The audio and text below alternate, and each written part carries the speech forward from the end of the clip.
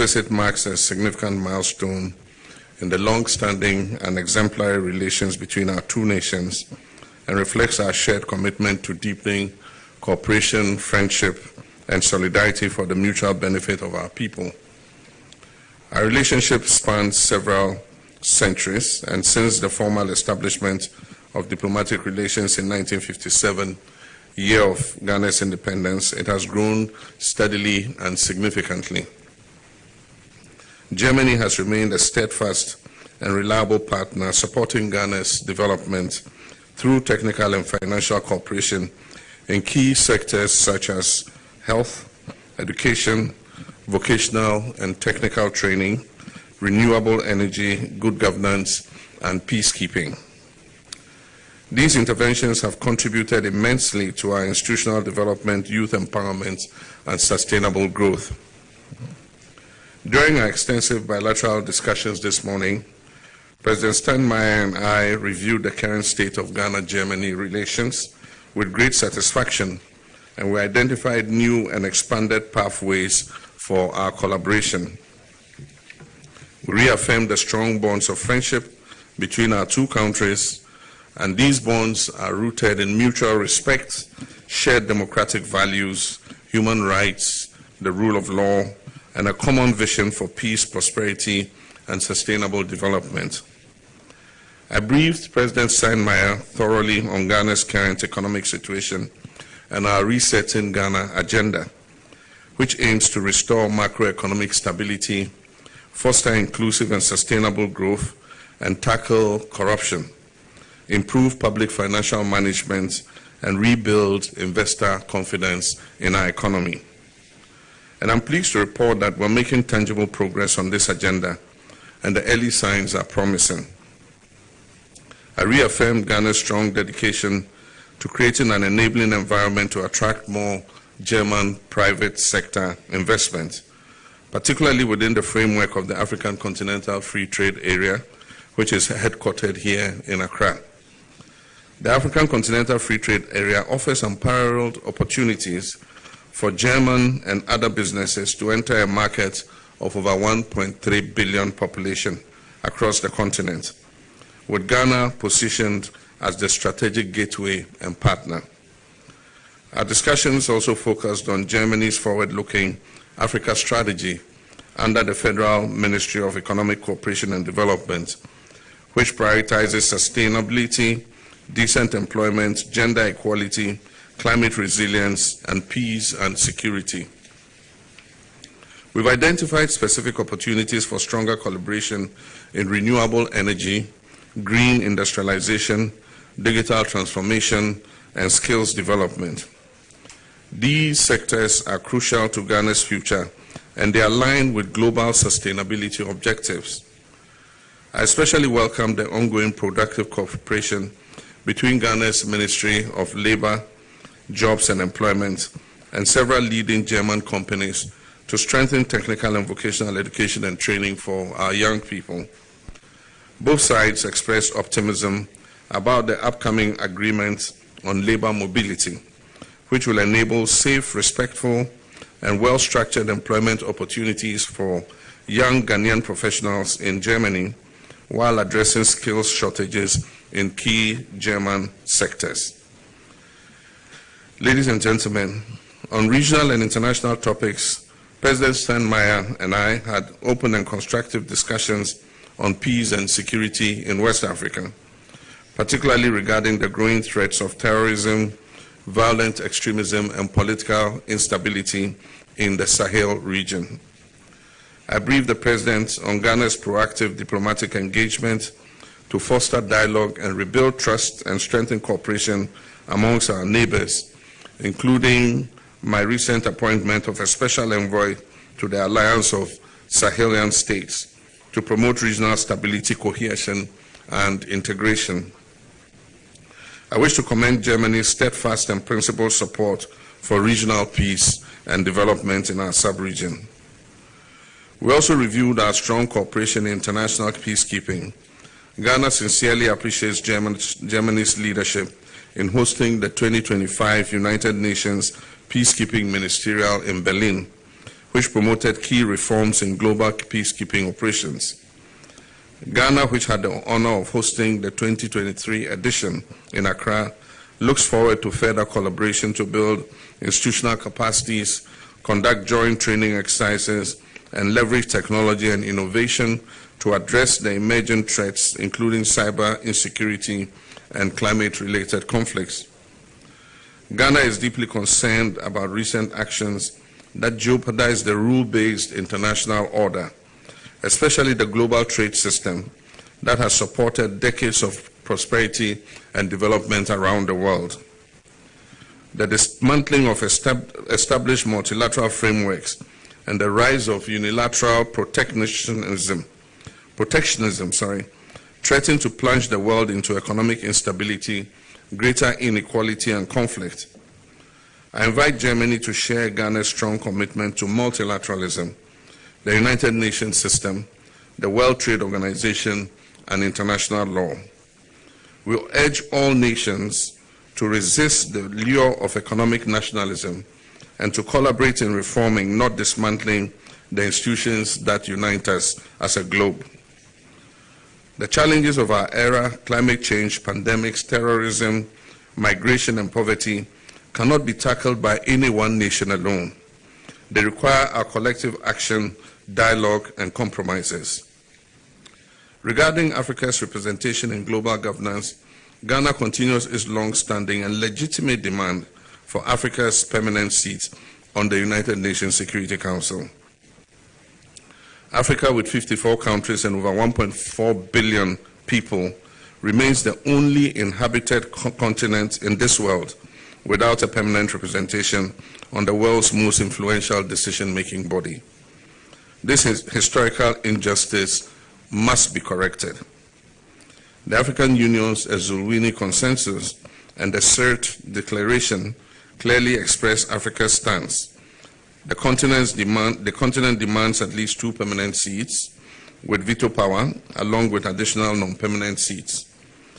Germany has consistently supported UN Security Council reform and Africa's rightful place at the table. I wish to commend President Steinmeier and the German government for this principled stand, and Ghana calls on all nations to move beyond rhetoric and take action to make the Security Council more representative, democratic, and legitimate. Ladies and gentlemen, the visit of President Steinmeier has been substantive and deeply symbolic. It reaffirms our shared aspirations for a renewed and elevated partnership between our countries. This is not just a partnership of governments, but increasingly one involving our private sector, civil society groups, youth researchers, and cultural institutions. The obstacles we face are significant, but so is our resolve and determination. In President Steinmeier, Ghana has found not just a partner, but a friend who recognizes that Africa's development is crucial to global peace and prosperity, and that genuine partnership must be based on equality, mutual respect, and shared benefits. On behalf of the government and people of Ghana, I extend our heartfelt appreciation and warmest gratitude to His Excellency Steinmeier, to his distinguished delegation, and the people of the Federal Republic of Germany for the honor of this visit and for Germany's enduring friendship and solidarity with Ghana and Africa. I wish President Steinmeier and his delegation safe travels as they continue their visit, including engagements with young IT specialists in Accra and a visit to our Ashanti region tomorrow. May God bless Ghana, may God bless Germany, may God bless the partnership between our two great nations. I thank you.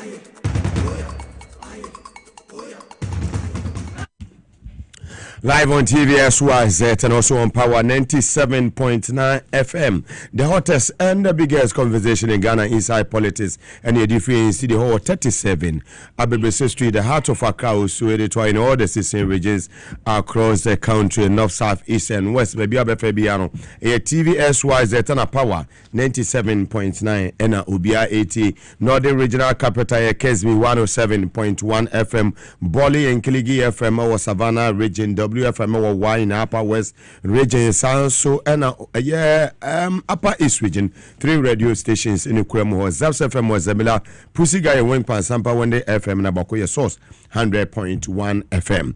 If you want to fear the NHS Central Regional Capital, Cape Coast, Kotokraba Market, Adam Sounds Cremo Elho.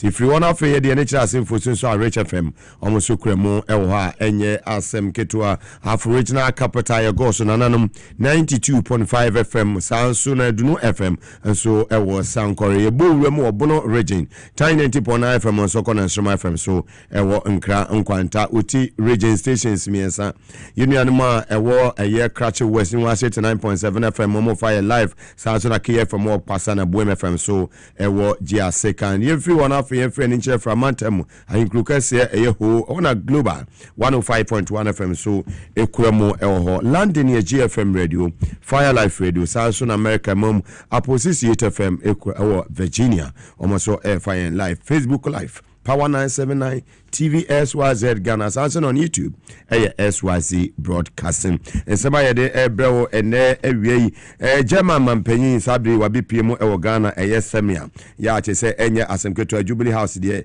and you will see Bo and a Ecoso, and I say, Frank, Water, Semia. What to me, Ababi drew a Ghana Memha, Sanso, and a Public Accounts Committee in Sembe. And also Ekoso Ewo lawyer Martin Pebu Edia to just say if in there Ekosi 14th November Sabapa your friend say a year Kisi Ejabe USP what me afa a year Kanu Foriata Ama Yamani Fane Juma Ento and then Samaudo and Ebubuma Air Education Minister Honorable Haruna Idusu and so Akasa na ene UCG and Samia Dei Ewo under President Akufo-Addo na administration enema bonia wumi ye wo UCG the year 2023 hono ye de nyina so nsem e de ebre na hwefo ene ye netifo a omo ehwe ye wo nationwide e yo my Ghana ene amanane baby bia mo Germany, France, Belgium, Italy, Netherlands, Denmark, and ye Finland for Norway, Muamuti nyina and ye mobibia ha mobibia kwaba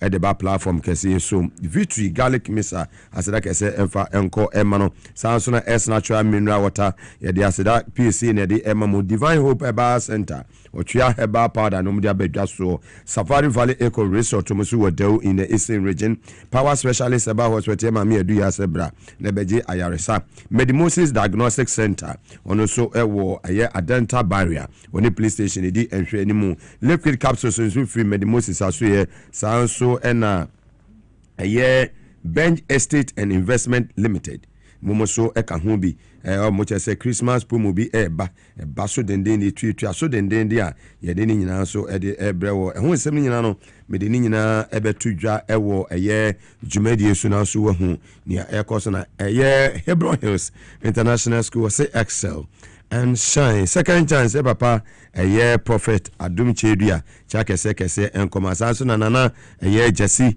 woso ncha kese enkoma na abusu ni nyina nyame sha say na yiwudi wafidie atowa na oba betie eye inside politics jumedie with Mugabe Maase and eye 3rd of eye November 2025 simeti womo mempa S natural mineral water ngumi meba afei ye begibre ye baby ensem ni nyina mudi amaya na hwefo ene ye na etifo basisia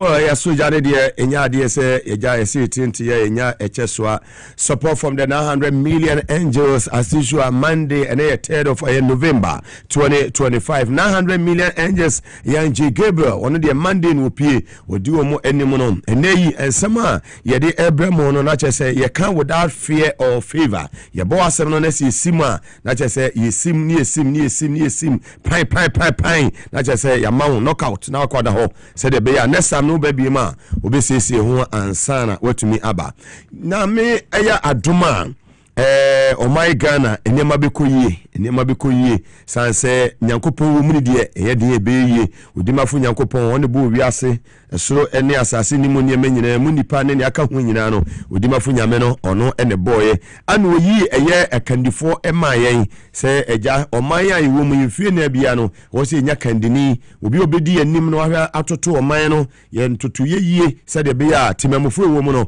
omo so ebetumi edi yie sanse kandifo no ono kwa so itimi nya adwuma no enu ti no ono so hia aboafo abeboa no na omotumi abo adwuma no na bibia timi akwa enwu ne from say appointees ya omobeboa no se de bia ne dwumadie no ebetimi awie eye peye na so no de bia meka se woka eye sa appointees no a now they are PSA de amanya nkopon san say wo hwe oman Ghana over 35 million in population no ye who at 35 million na say 35 million na say ye yinipa be ye 1000 kura na say woka ho a now they are PSA ediama udimafo nyame sanse eyadom bi ene ediama o se yedai bra na besom eye oman Ghana na sente mo bebe sasa Mugabe OSP ade ope bibia free no office na wonsan kan na me OSP no office me nko ho da me nko ho so da sanse me nko pem wa bia mfiri ho ena me kofɛ hwe enso nyede emfiri ho ena adwumayefo ho no me ntai obia ena me nchiri obia enso sanse ye wo competent people ya omo wo OSP no office wa wo mo ebo adwumaye papa na me pese me busa ena awie se OSP a wotisui posifo a Sia de mpanifo criminal investigation department posifo a mpanifo de omokọ na so ye o se omokọ boa no se de be ya investigation team omo de omokọ ye no wayi omo nyina afri na so ye ho ana se investigation team no omo da so ye adwuma ho the angels want to know and Gabriel no na lady obeso obiso se OSP ya kisi ajaben investigation team a if you post if I catch a corner office one, or no more ya Juma na or more free ho. Then just want to know. Me talk question out to Mr. I saw about for the same Mr. Na omo omo ya den. Ana wa more free one so omo kwahin. Yes. I saw about for the person. So sia de panefo a yi omo free eyesia de akache investigation team a do omo call OSP no office wono omo ya adwuma na ase wo omo free ho mame na me ho semeti ho momra production team mo mame me ba sisia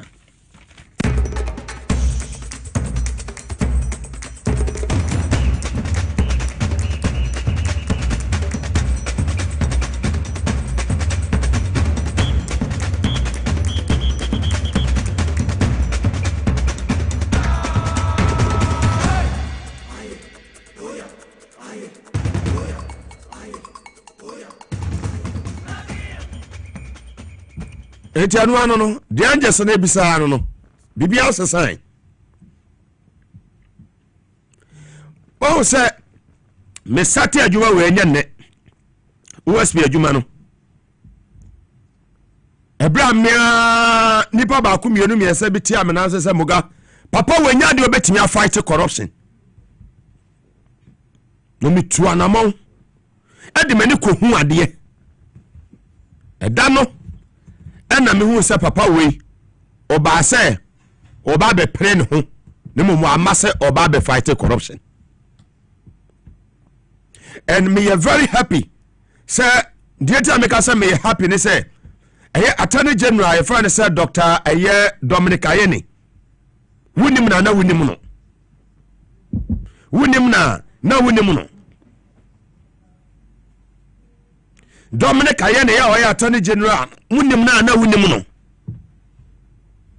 na ebia na kisi aja bi odi agro wanya enkwada bi na ebia onu omu di agro na onim se papa ya fa ne se eye Dominic Ayene no wo capacity eye attorney general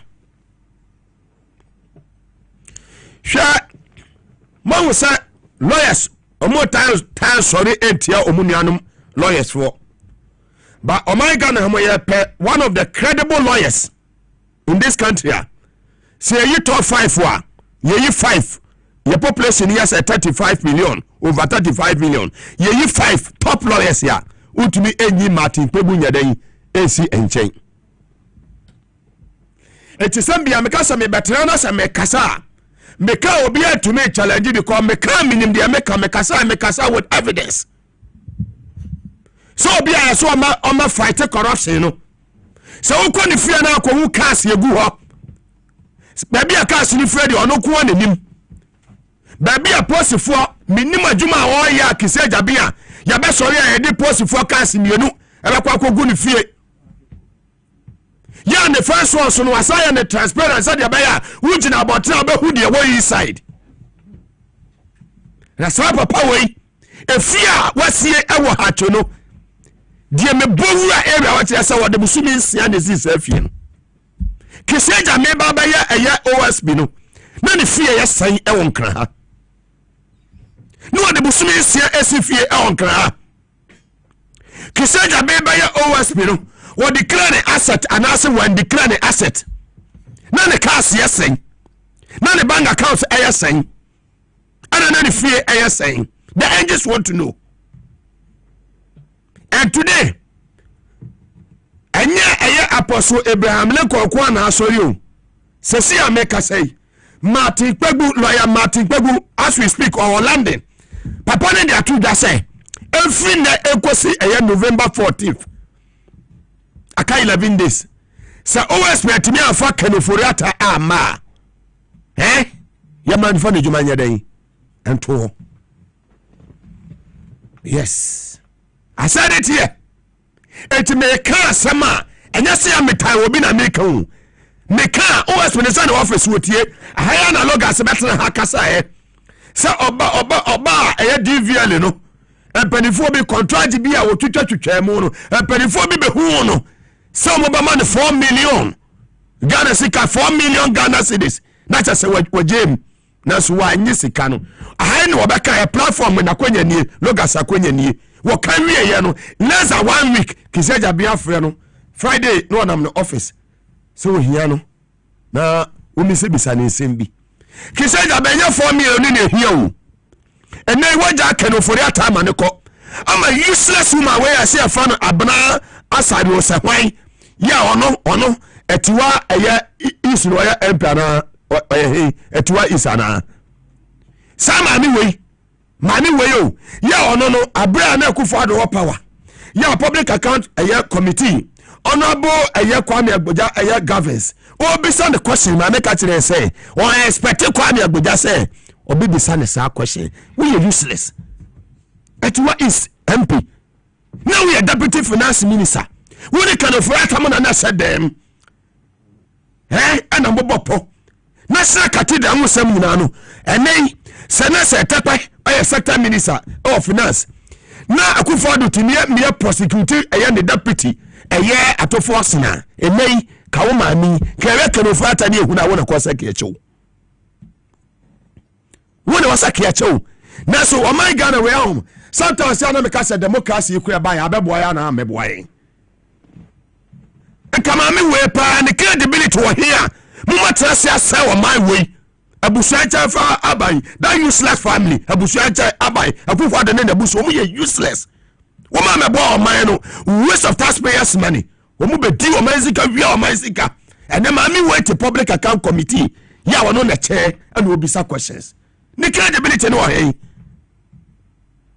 abra sare no abra o say asare no ne credibility na awo hey ya wo mushi very arrogant o mushi wo bema ya wono take committee no so no be say useless questions our committee no so credibility be na mami we ewo ya wono betime wo moto nyina tete ho twetwa mu nyina moto yes atete ho twetwa moto balogu no makotua ya tegana ha PDS ehuni efi mu na sakati de enim de aye mo wia wo man we akorofo no ene omu na se bisa John Mahama appointees na omu ba no omu nyanya 6 months ne 5 months no omu na omu adadafo no mo wie ska no ete akire ene ne omu na bisa questions useless ones.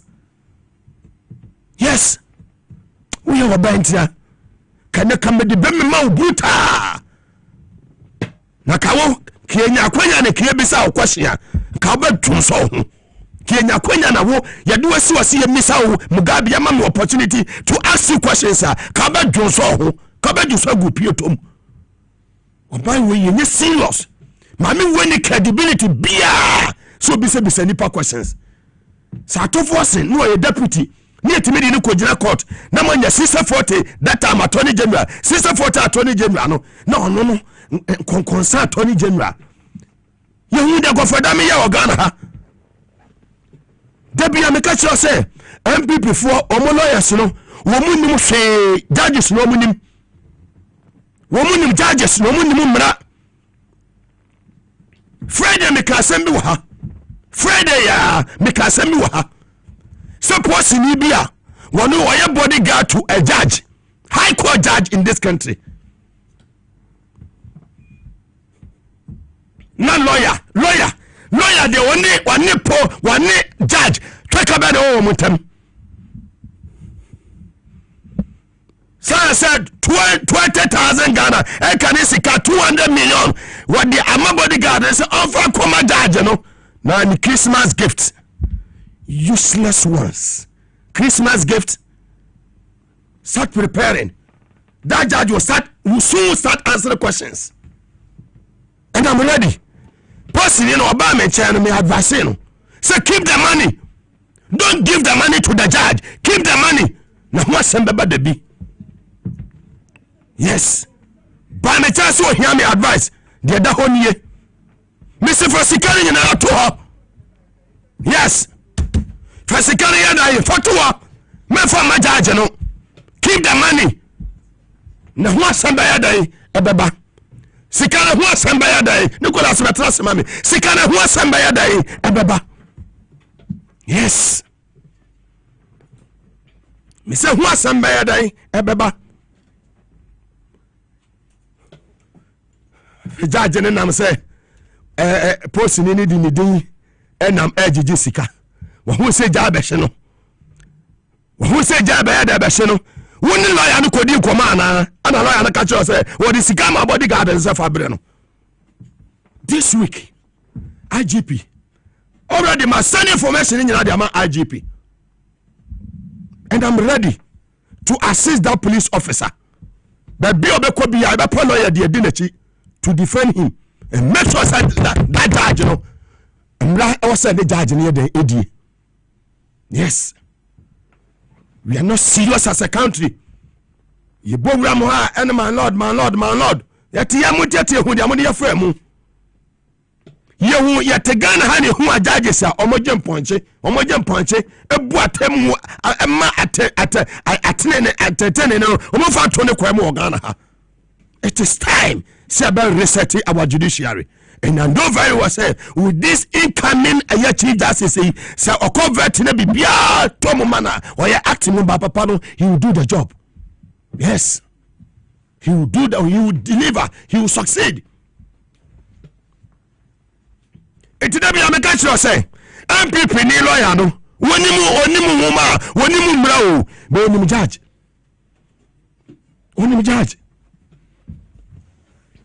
It now will free say bodyguard no wonim nyansa na wonim de oye bodyguard no wonim nyansa papa na trap na mo sete ye no mo amatom me se muga me se enfo wo san kasika no fa sika no to ho na ho asem beba me wa no sa eye nipa okoma judge ne bodyguard sika se over comma a year judge no 2 cases ewo a year judge na nim ana no 2 cases ewo judge na nim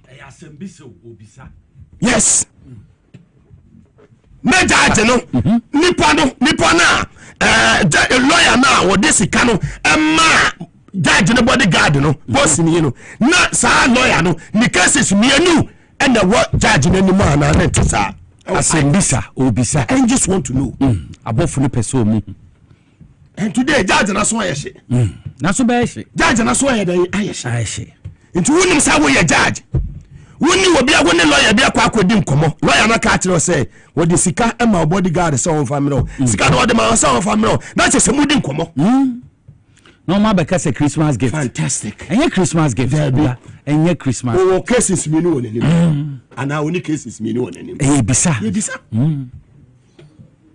yes ya reset all sectors bia ya reset all sectors enim guase wo judiciary na doso yes ebi mu de na o mo jemponche trust ni ho fantastic ba me say sa eye papa ya de na bai you papa no dey say eye bafoboni right bafoboni hey Chief Justice papa mami peda me mu na me shira wate o pedigree reset eye judiciary shake up or say shake up shake her up yes Mr. Monframe na me am so post ni ne sana me for ne mra yes IGP take this matter up Mr. post ni no momma na baso na momma ne rank no sama ne kwasoro ehia pa wa bono hombody Jessica no no de to ho se me fa me sa kan e bia foforo be sa be na why allegation so be allegation chense wa di sika ja o ra e bia lawyer na hu se ati se ade am ye nyina ma lord wa hu ana te ne ma misem by my lord ya e cheap 20,000 Ghana 200 million my lord o ya e too cheap too cheap wa se me humuga oso waje sika no lawyer no friend no ana oso woni ne won komo na gise wo hia no na wo wade bi opeso wade man okoye na oso wo de ji ye case ka ni nyina won temper sika no se na wade man no pesa pepe ana oso wo so ji 2000 fafa ka na we de ye man lord there na ankra ha de 2000 faka thank you ni se nyina da akra ha de 2000 faka na ya 2000 suppose for nyina na de bribe for mo no police papa wompa service with integrity unim posini o san yesofo unim yakopon akoma ye koda se nipa sa na tie posini o san yesofo o yesofo na kopon afre no nukredi nko a muga nukredi nko a what you say and when was me kasa just like that unim ma wo kan nice bibi so adintra yehu judges e wo Ghana Justice Atuguba mo omo kasa George na Wood mo omo kasa na sase woso you judges of the judgment to who say a true do pefe MPP lawyers no omunim judges omunim say yen koye argument engineer sam hundi case do omunim we say means nko a me ka kire wo we say means nko a say me makokot several times makokot several times se muntie trene de me police station bi enu ha mewura hoda wo kanta back ra mentena hoda muntie trene se tie fi no mo afre se mo from some monko sa na tie o mo ana ti o mo court eno mo afre yen ye koye no mo se ya cassette o mo nti yen san kodem chena say ye delay wo time for o mo ana di o masem one court be 40 something times safo no ono esa no ho mebo a sa na tie mo ga ono abesa no ho fantastic and some ho baby and the way she entie ha some ho adwuma yo de obey adwuma de owo pa no so betumi aye capable of doing onye ponche better no onye ponche only 20 no say bafo boni family no ni only 20 oh hwe onye ponche bafo boni ebusua hwe omo bobi omo ti bobi Eugene bafo boni the late eye babu babu omo ti bobi me fa ne crazy hwe you papa bafo boni my lord mo kan say chief justice can you o the fairness here adwumo papa we be so bia watina papa say fairness the director was station no eye babu babu eye minua nti eye conflict of interest me international case you should be me my exclude me wisdom charity a train what you say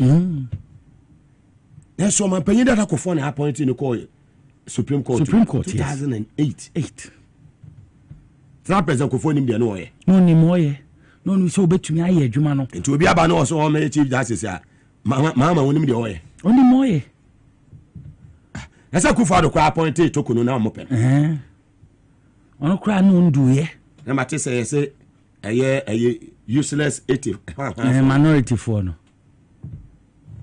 na adibo o ma mo nso o mo tena fi o mo enshama ye hia wo nti dia biom no o mo tena fi ye hia wo na hu de odi o manim a wo ye dede ni nyina ene me de mo ebeko on investigative journalism ne ye wo ha wo yes na o kire committee si Metro Mass ehia pa Metro Mass no say in November 2024 omo launch bibi say electric buses we don't have the China buy 10 penny watt system no 10 penny me wo bi na tina ka no we omo o hye Metro Mass buses no omo o hye bi 500 Ghana cedis Mugabe metia na me hye bi 2000 Ghana cedis 20 million wo kwato ade na $75,000 US no aba be hye ni petimus na wakwa koton no e bi ho kra ye short so Ghana cedis Mugabe ho ye short keke wo di na wakwa koton 500 Ghana da bi o e Ghana ha ana me ame wo fa oye opoku agema oye ni succeed wa succeed nyina eye de yen say transport yes buses ya nya ono na manage na na no manage eye ajawiase me ame papa ajawiase VIP enye ono na manage na obandu ono ote ho ya da kabre mu nya media mu Yesu dia yes ono na me ka no ajawiase ame papa correct ajawiase wo share one me share story bi okay on Muntie FM abrai Ghana photo about 2013 yede president Mahama yeden etena akonya no so wo so ko Japan embassy no ko akwaje visa ako eye Japan akofa eye ka ho pass wo mududu o munam nyina nipa ba akokwa ye mo amene wa ye man visa no to ko hwe ne documents e kura no ne bank statement ni bibi opie e na ohun say Excellency John Dramani Mahama pie no bizan say o person ni di nko nti eje wi ase so o person o ben president Mahama Sata mo nya MP nyo. Ah no nya MP. That time I was Japan embassy. Thank you. Okay. No, o gene documents. What's o gene documents o di right inside there no. O mo frɛ no. No mka chen so onko ade eche wonye den. Ombra. O ko ye no. Na de visa ye den. E de am. Amano. Eje wi ase enei. Wo pe wo mo buses pa ha. On to me wo fa de. O fa o ye de no. Wo yi ni pa me en say je wi ase kan. O da bi tu.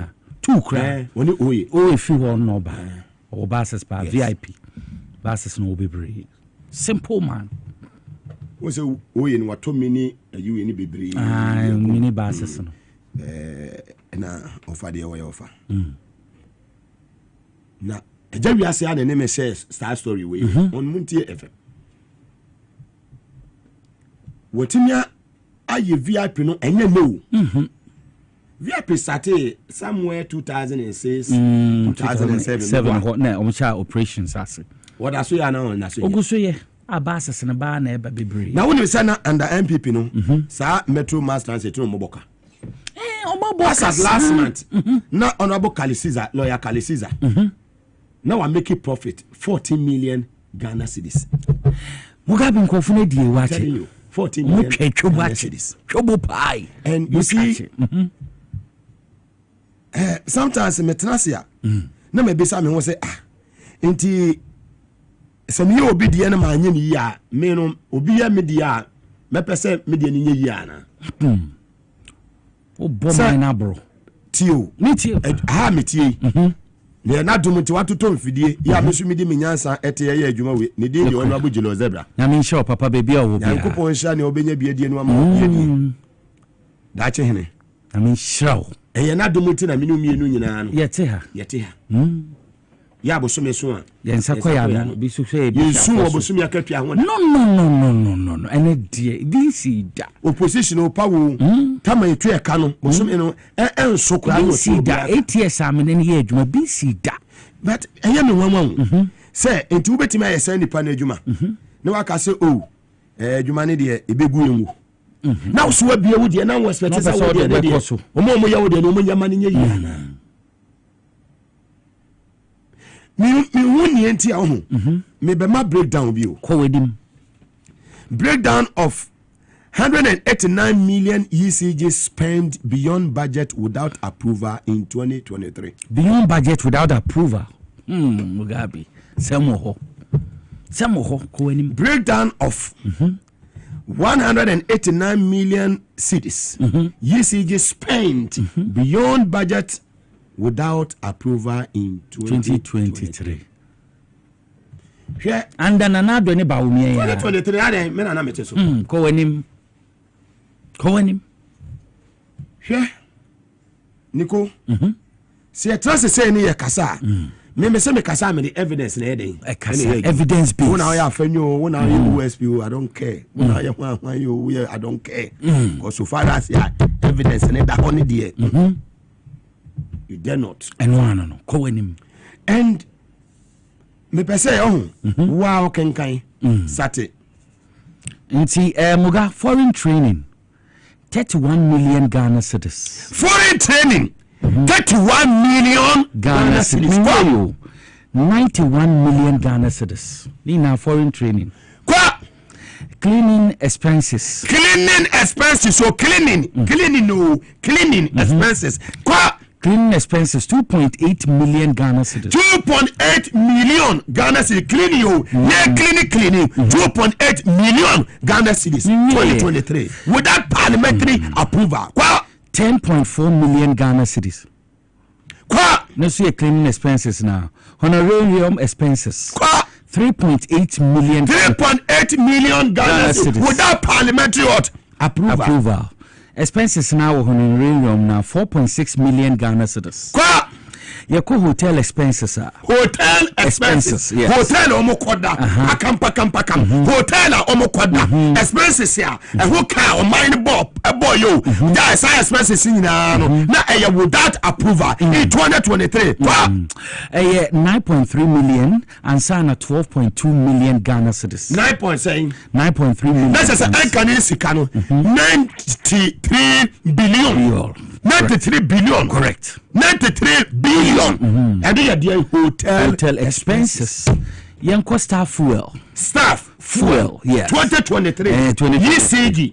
Staff fuel. Yes, 2023. Na kwa na power 2023. Depo chona na adan kwa akufu Alhaji Mahmoud Bawumia. And afenyo market. Amwana. Mo for ya yanko. Ye kwa nima ye wo hotel expenses 9.3 million and sana 12.2 million. Nina hotel fantastic. So for me staff fuel no. Staff fuel. 2.8 million Ghana cedis. And san almost sign call 7.9 million Ghana. Without any parliamentary approval. Fantastic. You quite any communication expenses. Communication expenses. 4.2 million. 4.2 million Ghana. 42 billion. And sana 7.9 Ghana cedis. That is million. 7.9. Fantastic. Ghana cedis million. You quite any consultancy expenses. 40 million. Facebook power 97 and the Air TV SYZ did be to screen consultancy expenses. 40 million Ghana cedis. And can you see 400 billion. 58.6 million. On any car, so a car, no so consultancy expenses no. Subhanallah. Industrial relations. 2 million Ghana cedis. And can you see 200 billion. And sana 13 million Ghana cedis. On industrial relations. Your cost stakeholder expenses are 3.1 million. And sana about 49 million Ghana cedis. Professional fees and subscription 731k Ghana cedis. And sana 1.5 million Ghana cedis. Overseas travel and expenses. I'm on an 14 million Ghana cedis. 14 million and can 140 billion. And sana yako 29.8 million Ghana cedis. Mugabe. Call center expenses. Call center boom. expenses. 23.5 million Ghana cedis.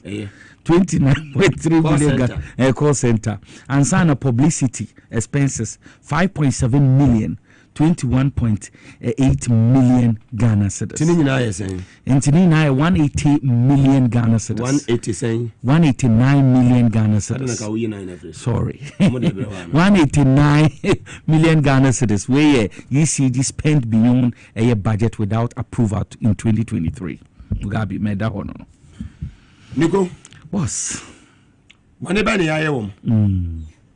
Inti say mamidi country minister what na approved a allocation a first money na me boy no first sikani approve a ansan expenditure balloon inti ono no ye ma ebro so sikana say na ye say approve at 2.8 no ma boka ma 10.4 fantastic inti sana etie say me bo ma two figures first one here approved a allocation second one here expenditure balloon inti meteno no Mugabe Niko medase meso medase Mugabe ba me nko ansa me tell me wa ha ya enje sene da so ewo mate yenko enim ensamo ho abofo na aba no say ye boa mo de o nsem gu ho ba won say we no ke betimi asi schools any universities so ni patimo su Mugabe health infrastructure betimi asi o energy and electrification ze ke betimi ayebi na betumi aye water and housing ze ke betimi ayebi chebe ye bidodo roads and transport ze ke betimi ayebi che betumi aye bidodo free tertiary and human capital ze ke betimi ayebi che betumi aye bidodo timone be na Ghana ayo serious Mugabe the afenyo mark or that's what Ghana oh wow no minority also no you leader asari was one I was asari no ono so okasa che don't no e ken for at deputy menim pa so ya chimney chimney to ono so da so kasa or da so chair sa pop make say okasa oni e Sam George mu ne ade di nkomonde so to yo Mugabe baby ensem no mu na MPP de enche ya maye ku a wuti omu de so obi edwane omu ya kromfo oso obi edwane oso obi aba Mugabe say with you no obeboa so mampanifo ya fast track niam ntem na obi oso ko gina mbra no ye de ni gina mbra no ye ne 10 Nico hwe niam a wachire mu ha ye de we nyina ye health infrastructure school and universities ni na betumi design skayesi na yetumi aboka 277 billion na do no na wonim kro no ba wo ma appoint until when change obi and why raise for that no no obi o serious obetima ka settle or turn to $21 million obi risk ka question and pass billions dollars and euros which me akese my darling I know say we innocent when you useless OSP e better no otima chase na we agawo e di ensuro hwe ne e be ni adwuma yes hwedan a wesi na say gu ho me de mani na ko no bulletproof me who say bulletproof sana man for keka sana me de man who say de no ugina bontere hu bibia no one e betumi de ade esi o da bi say me no say me no ya na me mpe akeke ya na be say me ya me de eku seeing is believing na me so mu investigating no say there be me say who watches the watching Chana nse wububu je no di America be kase ken ofiri ata ze o na me fa ho be sesi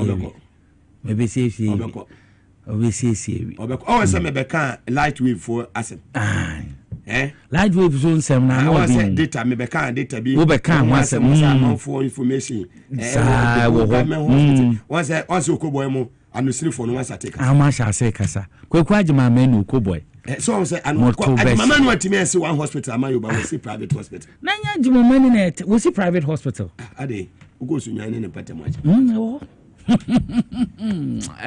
Mugabe asem is serious sporting vins em no obefio when say aska na she ho it you say me kasa na em say madwene insisi so ohun mo ka na o che say waboda mana wo de medase German president Ababedru o my Ghana memo ani din de frank eye water eye stemia Ababedru o memo a eneyi kupie mu ewo Jubilee House on his excellency John Dramani Mahama president of the republic president Nyansafo president here say wono no ye can wisdom ade se Nyankopon enwosra no asra ne ye papa we 3-day state visit sahwe na oba ye hwe ne course we ewo eye Jubilee House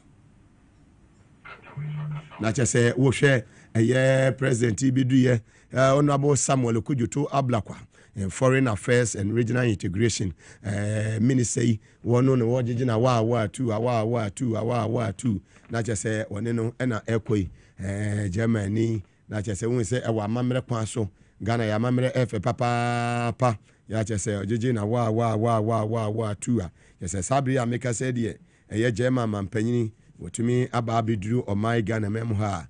Not just say, our word to in a year a bankesimu, Ficasimu, His Excellency John Dramani Mama, President of the Republic, or no so any penny for. Etumi ejina wa wa tu kopie mu ewo eye Jubilee House wa na chese enye asem ketu akura we nyina eye ade a eda edise o man be bia ye kono eye right direction eye papa resetting no aka eye mafuni nyina mama wo se nipa bi ewo eye abibimem ha ya asese no wo hwe mpanifo awodo a free say o mampanyi Excellency John Dramani Mama befa akonya kese panifo eba wo mem ha na chese eye ade a nikan ye papa akufo ado tam no obo se mampanyi bi eba na chese wo ma gege fuyi ene o ma mobile Jubilee House wa no ma yo ma de ho ene wa monitua amampanimfo eba ha na chese bema ne bema omo wari ebi ba na chese ma beda Jubilee House ma yeho fin mu wi anu moko na so His Excellency John Dramani Mahama we see the German flag ehim na Ghana flag ehim ya na chese obi be kasa ayonkofa eda oman ene Ghana entem no sese de o ma chachi ni yie papa ama bibia eko enkan na chese enei de koso ewo Jubilee House eno so eno no Public Accounts Committee mamefa no ento na Honorable Sam George and wakasa wase odi yenti. Mr. Chairman, the answer is very simple in one word: the mismanagement of the economy by the Akufo-Addo administration. Because a lot of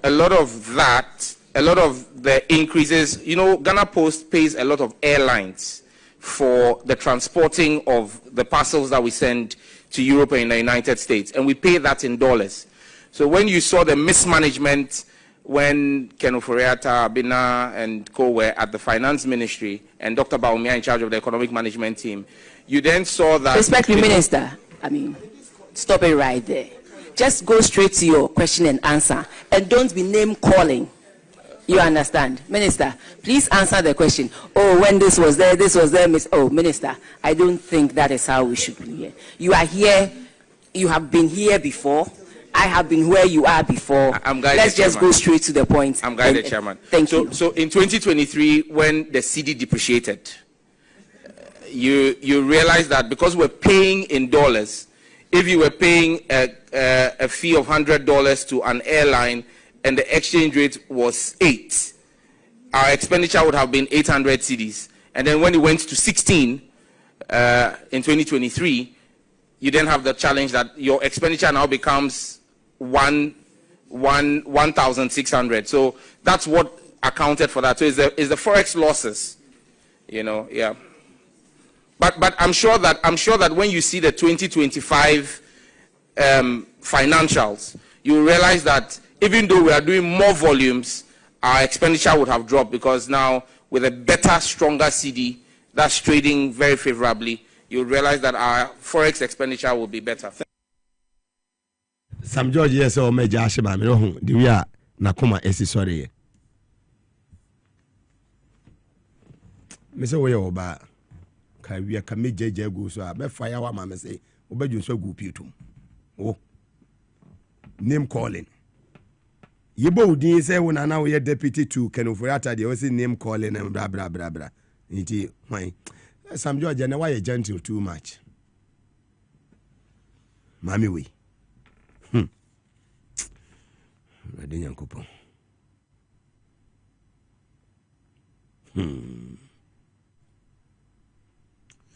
Honorable Haruna Idrisu, Education Minister, or the Atuga, say a finance ministry, Omo Homadia said the Bia mobile release a year funds for the Ghana students a year loan trust. Na etumi abua na se ebasana na a year delays ni bema no fees no stress policy no enya de se ebetumi abua amaniema etumi akoso ama opanyi enso de nsem atudwa se finance minister wonhwe se de beya na so ye no omo betumi a release funds na bibia nso etumi akọ enkan. Honorable Haruna Idris.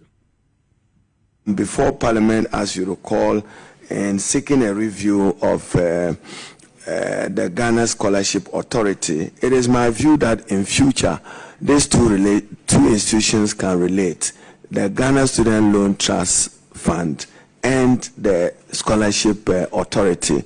My view, even though I campaigned unsuccessfully, was that we should earmark 2.5% of oil revenue for human capital development and human resource development, so that into the future we could have what pertains in Sri Lanka, a Ghana bursaries and scholarship authority, so that one arm of it will be responsible for bursaries to pay it to no fee stress category of persons. And then, Honorable Abuna, you guide us with your experience at the Ministry of Finance. So now you say no fee stress, most impactful initiative of President Mahama. Now, if in September, October, November, the Ministry of Finance is not able to release the money for student loan trust, it defeats the purpose of the intervention. You're asking the student to go and borrow. It's the same student who is in need, who doesn't have the support, who is in dire, urgent need of it. So earlier releases can be useful and supportive. But as I said, my view was that because Ghana have never had a scholarship authority bill, I wanted to work 1 year, see what scholarship will do, deal with this nepotism and chronism associated with allocation of scholarship, provide for some discipline. But believe me, my most impactful lunch as minister was when the no fee stress was launched. I had good sleep that this was an impactful, meaningful social intervention of the president. And many of you sitting here, colleague MPs, you know how much you spend in paying school fees when the period comes. You get demands. So, but just to send a caution, Chairman, the Director General of GTEC is here. I've seen some schools increasing their fees because government says it's absorbing them. We won't accept it. So make sure you issue consequential instructions to your schools not to take advantage of that. Chairman, I'm very well. That's just Honorable Haruna Idrusu, fantastic education minister, and Mote and kind of live on TV SYZ and also on Power 97.9 FM. And Monday, the 3rd of November, 2025. And I'll bet Alista Nelson Enka, senior political analyst. Now bet Yenuaba Dr. Mary Awusinso Enka. Na mame emfa wono so ye free zones authority on CEO. Mame fa we emma so in the upper east region no. I dare say asifimi papa. Mahu say Ghana Immigration Service as omuni kama for. Cause itu etoto e wo upper east region recently officer ba ku team ema asoro ho na you say ye papa ye Basentali Controller General Ghana Immigration Service or the nani echre ho kwa yare sabia ho kohwe ye officers ya itu kan wo no asifim sama ko duty me befi team boni pai tu mane sunu nyina piepie e be sempenifo mfa ne mangugu akwam yie because sese immigration for no minim say a target bi no ma target o ma yakwaso no enye police for de dimanya womo de womo tumi ku bi ba immigration for no de minim say tuo na de ama womo no so womo defend womo ho enye you minim but the rate at which ye ku womo nansen no ebubo womo tuo no too much. Penifo hwe na monye bibi mfa ho. Kwasa be sa be du bebe no de obi kọ so onko immigration ho aposu no kwa be ma office ni bebe ja adwuma no muntumi nye. Wo kwa wonkwa no ase wato wo de wonkwa na ato achacha. Eye muka ne se chacha. Yes. Young guy. Ya boni to pay ni akono. Adan die na yaji wo wiase. Aponche kura no na asa akokokora wo de sike twa ne mena wa wo de awaye no senete timi hwe nyankopon anim ne wo nua dasani ya wo yere wo mma ebi on a breadwinner in the family wo free mu hwe nyankopon anim no atwituo pay adean ne wo nya adean esremo esro no mama tension mra from kakra is too much.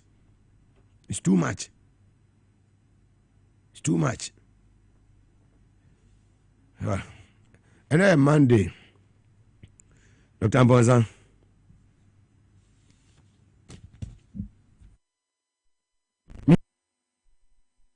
Within the Dr. Amponsa, every year me can just me say wayaresa fee. Dr. Amponsa Heba Hospital, wayaresa fee. Yarea de ye mom paese mrane enipa ho ade. Na enipa biara woti asase we so no. A wudidi na wonom de. Ubetumi ayare. Eno nti se wonyare mpo a fa ye number no. Tie mi ye pa. Se wo hwame a se wonyare mpo a wodi ye bɔ mmɔden na fa ye number no. Na se wo fa number no na de sie o kyerɛ Dr. Amponsa Heba Hospital na wodi sie a dabi se wo mfa wo a ana wo kɔto obi na ɔyare a na the number na man say frɛ number yi na kɔ Dr. Amponsa Heba Hospital na wo ho beto enu nti enne me pese me ne wo bɔ nkɔmmɔ kakra ɛfa nipadua no ho nipadua ɛyɛ ade a ɛnyɛ yare baako ɛna tum yɛ wo enu nti enne me ka bibi abomu yie pa na ma bɛ kyerɛ wo nipadua no ebi anawo wo yare enkasemu yare onompe no yare enu nti ama okon kasai ayawo ya untumi wo bra magic machine ewo ho se wachi kasai ayawo ya ache onso tutu amika bra na yen sa yare obi wo an sisi kasai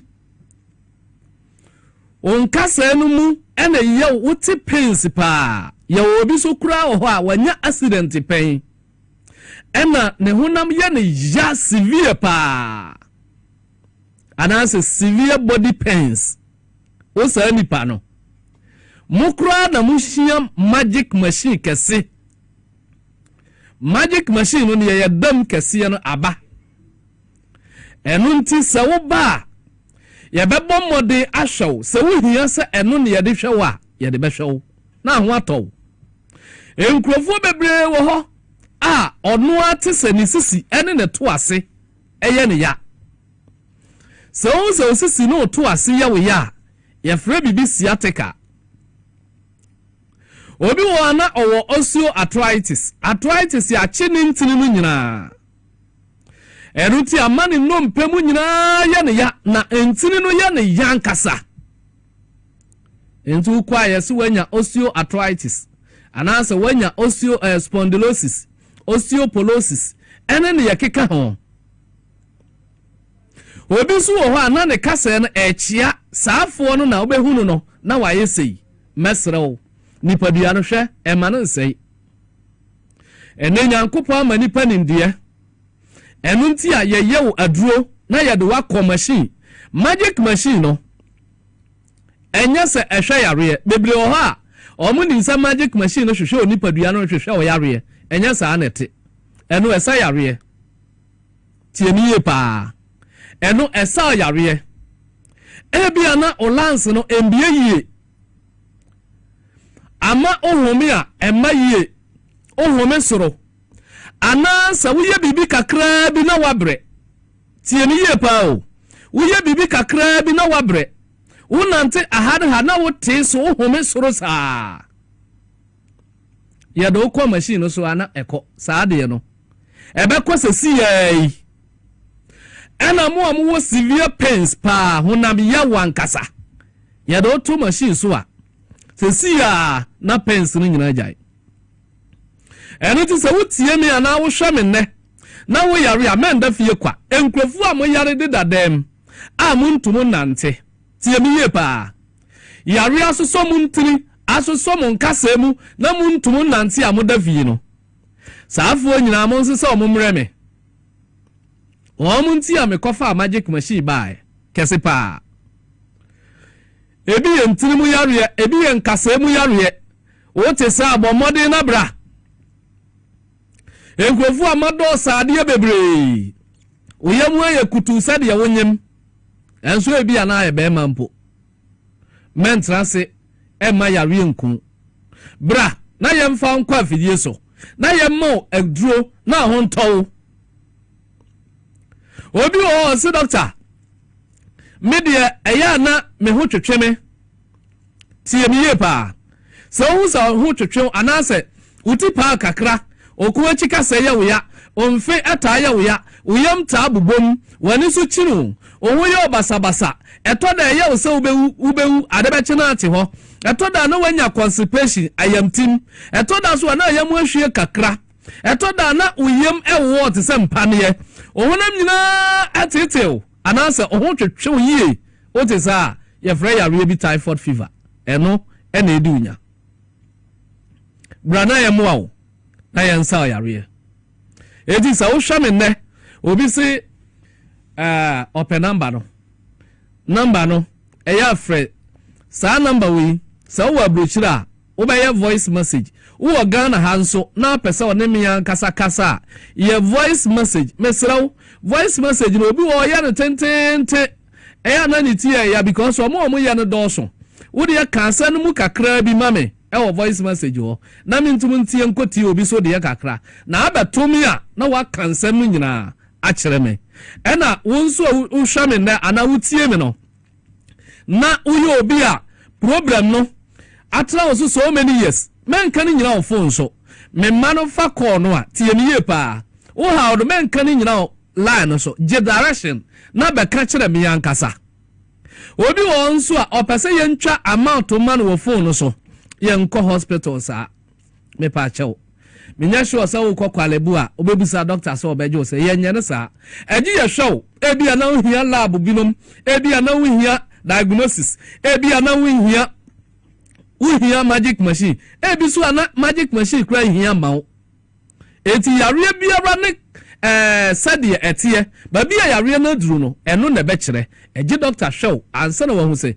we na abehia na ya kire consultation ye free menu ndi nkomo na maji osika menya na saa eti se wo hwame ana wutie mi a mesro brass printers coastal junction udru wa taxi station na ho no buso mo so we Dr. Amponsa on beje 20 cities pe na mo de waba se wutie mi na wo Kumasi a magic machine no ketuwa no bi wo ho kese no de afei na me tobi abremo ewo Kumasi eriti se wutie mi a Kumasi ye wo hwim tigo junction taxi rank wa onso braho na beje wayaresa wo number no ma me mfa ma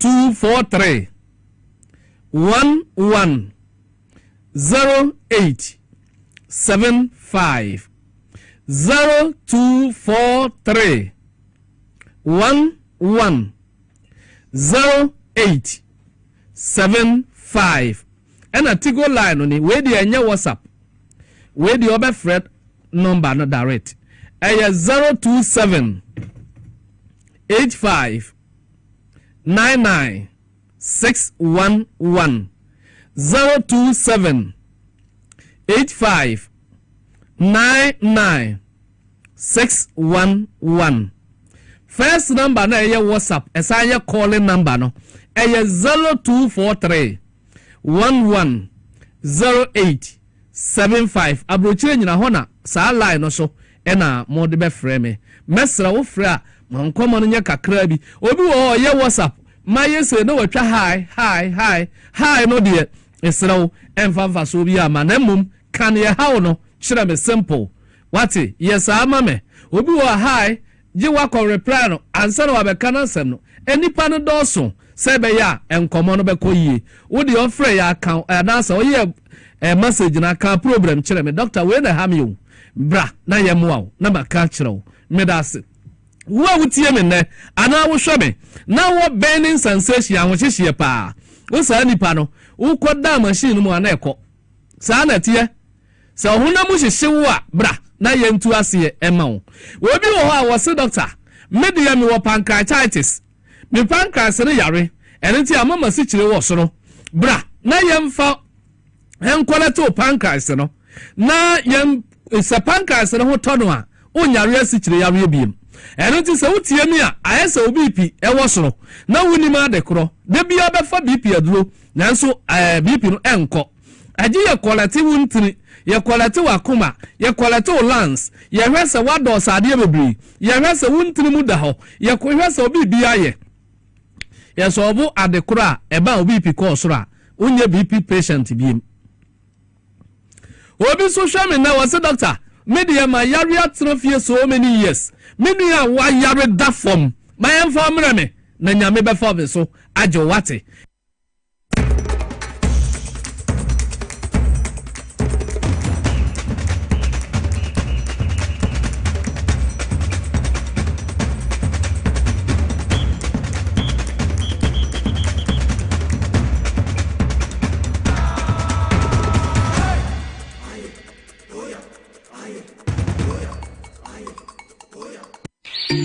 Now, let me tell you about Safari Valley Eco Resort, the first of its kind in West Africa. Upon your arrival, you are introduced to your butler, who plans your itinerary. We were surrounded by wildlife from the moment we entered the eco park. So many activities, all in the same premises. Visit the gym or the stables, they have it all. At my break, I'm able to practice my putting. We also went fishing on a man-made canal. Our tour guides taught us so much about the wildlife and how to interact with them. They used only electric vehicles here. This creates a serene environment. I'm told it's over 1,000 acres. My cabin here sits on 2 acres with a large terrace space overlooking my private swimming pool. Now this is royalty. They have their own farms, thousands of fruit trees. I can also have my lunch here at the waterfall. Quite a beautiful place you have here. Visit Safari Valley Eco Resort in Ghana, bringing you closer to nature. Hi, I'm pleased to introduce to you Cancer Mixture, a herbal mixture for arthritic pain. Arthritis,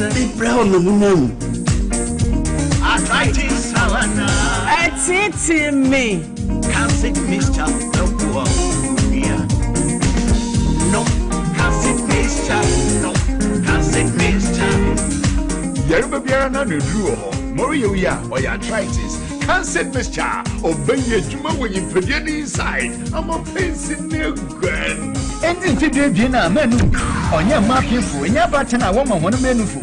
First, baby, I'm from one Sanka, Senior Susan, Boliviara, home doctor, and I report to FDA Med Safety App Nodo. And Katui, FDA, App Nodo. The National Petroleum Authority hereby cautions persons engaged in illicit storage and trading of petroleum products to comply with the regulatory requirements to operate in the downstream petroleum industry. The NPA Act clearly stipulates that no individual shall engage in any commercial activity related to the importation, exportation, re-exportation, shipment, transportation, processing, refining, storage, distribution, marketing, or sale of petroleum products in the downstream industry without first obtaining a license from the NPA board. Failure to secure the necessary license and properly regularize operations will result in confiscation of petroleum products, prosecution under the law, and decommissioning of facility. For more information, contact the National Petroleum Authority on 0302 550 380. You can also visit our head office located at Jolu, off the N1 highway, or any of our regional offices.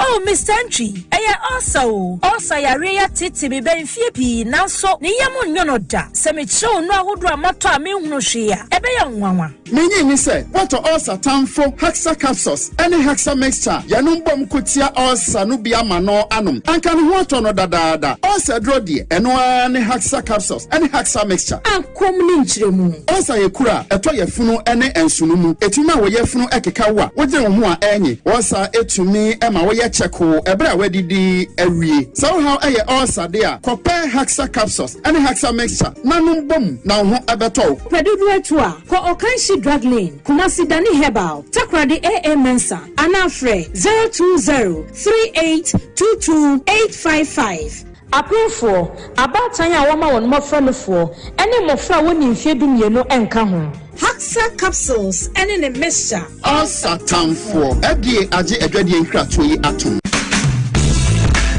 The serene environment fits into the goal of the school, which is simply to provide excellent educational foundation for your ward's development before they commence primary education. At first glance, clearly you will see why the school is called Hebron Hills International School, as the building stands tall overlooking town. With a Montessori style, we have experienced and dedicated staff and trained teachers. Our small sizes classrooms are meant to enhance teacher-focused approach, where children get one-on-one attention from the teacher. Hello there. We are open at 7:30 a.m. and school closes at 2:30 p.m. After school care is from 4 p.m. to 6 p.m., while early drop-off can be arranged at 6 a.m. Hebron Hills International School is located at Midye off the Nsawam Road. Locate us with GP postcode GW0688 GA West and GPS code 06884870. You can contact the school and make further inquiries on 050-876-2375 or call the office directly on 0302-918768. Email us at hebronhills.school@gmail.com. Hebron Hills International School. Excel and shine.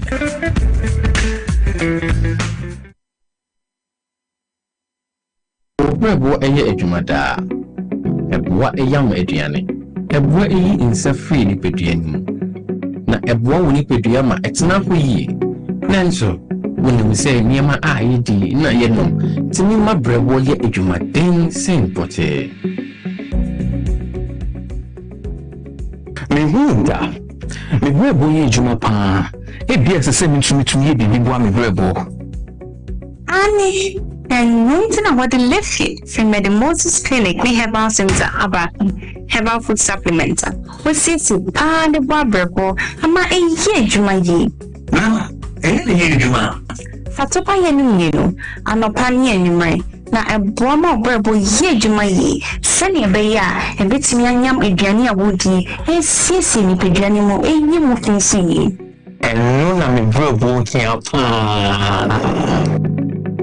Obenya Left Kid or pharmacy, herbal shops, no supermarkets are a bell. So what do those way to up? Fresh 0244 068447. Left Kid, what would bread war? What will you pay? A dream any marking for a ma emma or man for, nay, and for our 1 year in fear to me. FDA GD crack we are two. If a crown a minisika, et ye me fui. Ehin fapa na menya bosia e dia tre medjuma yimu kai kra mabre menya bosia ato taxi fofo Suhum Rural Bank Suhum Rural Bank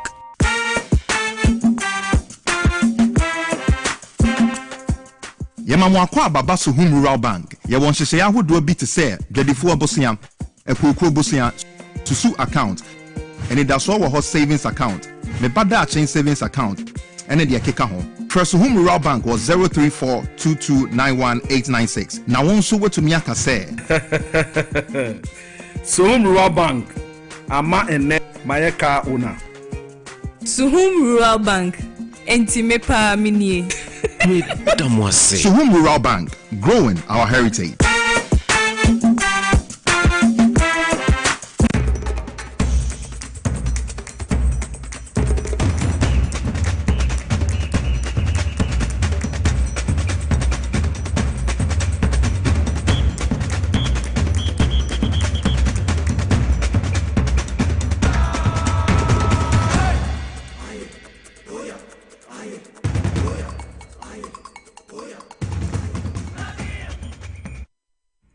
Esama kwa ba yakofa abafo nkrato ya san aba TVS YZ na power 97.9 FM Inside Politics Jumedie no wasugosu a wuti yenua akugan we Deputy National Communication Officer Edema NDC Amonyoku enei yeda sori ate se mente me ho asibi esi ewo eye ahafo hwidiem ene ne patemu na chese esutifi eye nof ne Esutifi South Mrese Bidwafo no Honorable Collins Ada na Mrese Bidwani di matem before more of Esutifi South na yenua akon so ewo North no na North ni no enam kwami okọ ne baby na nsam no emu nchirimu ni nyina no yenya Deputy Communications Officer wa Hansana menua ba Dr. Maria Wusi member of the NDC Communication Team National no assign CU Free Zones Authority ono so hana Alistair Nelson so senior political analyst Montetre no ne akugan mokai woma Montetre no omo nti popo bibifo no omo media mu se na me host nti no you say you spare them on nti media na me nka ho omo menu akugan ene Alistair ene omo nyina wa ha gam mo akwaba yenua bibia boko de yami adu bibia boko na mini veka no comment just so for yakofu wani wabro wa mama kama mo ayegesi wa yako hafo sense wadaruma emunchiri motesen sure yenya ne tese ono aboko ne zada kura wo na national summit South Africa oh my god chiri mo wadaruma you medase na mechia Power FM ahwefo ne etiefo ne TVSYZ ahwefo nyina ane wo mo so mo hweye wo social media mana masan so ada NDC for ase na mada Naimos for so ase ewo edwumasono a omudi se galamsey a ese ye kwaye ne yensuo no ombeko kodene ama saa nyamra sem no na eso etwa and so NDC etitai for no so omo ama mehuno se sa edwuma na omampeni ede ama Naimos for se omonye no omoni je ho na ompay tire se enye successful because the AC wo hwedie mu no se ne ye nyina ye sorry ye no na ye bu ofu kese pa ewo se yete se ye MPs mienu edin abemu no se ohwe social media kra na NDC communicators na akra no sopa yenua ye friend say Ebenezer ene Collins Dauda Alaji Collins Dauda woni esiye no banokre a ewo asem nyina mu ene say yenua Ebenezer owo ne constituency o twem e de akọ ne constituency so no exactly ene owura Alaji Collins Dauda de no omobose asem so a esiye no esi wo Collins Dauda FM inti MP a what say basabasaye esi a enkrofo bi kra epe military for abuo mo ana say ayom nyamra sem a omo ankasa so enim se owura Collins Dauda oye penyini oni Ghana or South Africa the longest serving MP exactly intimaninfa America enkoni constituency na problem a ewo hokra no na nka menhwe na yensiesie na enye fe ono so edru ho no enehu se emrante no de ekoso no omani abrepa inti it took Honorable Ebenezer efa phone efre Collins Dauda was South Africa semie esinie wachi inti no so debi ade we die mamne commander no enkasa senebeya abotoyem ebeba owieye eno sanso se mamne mrantie no enkasa se muntumi enye na mofo no sa edwuma omoye no eya ban edwuma ena omoye into almost na osanso frɛ police from peninfo se muntu anamon emra ho na basabasa ye bia ensi inti omo anti asem ni ya wo hwɛ social media didi Honorable Collins Dauda tem Honorable Ebenezer ye didi na tem ena ade no ya besramo information amunya ye no enye no kure wrong information obi anye na dwene se obema His Excellency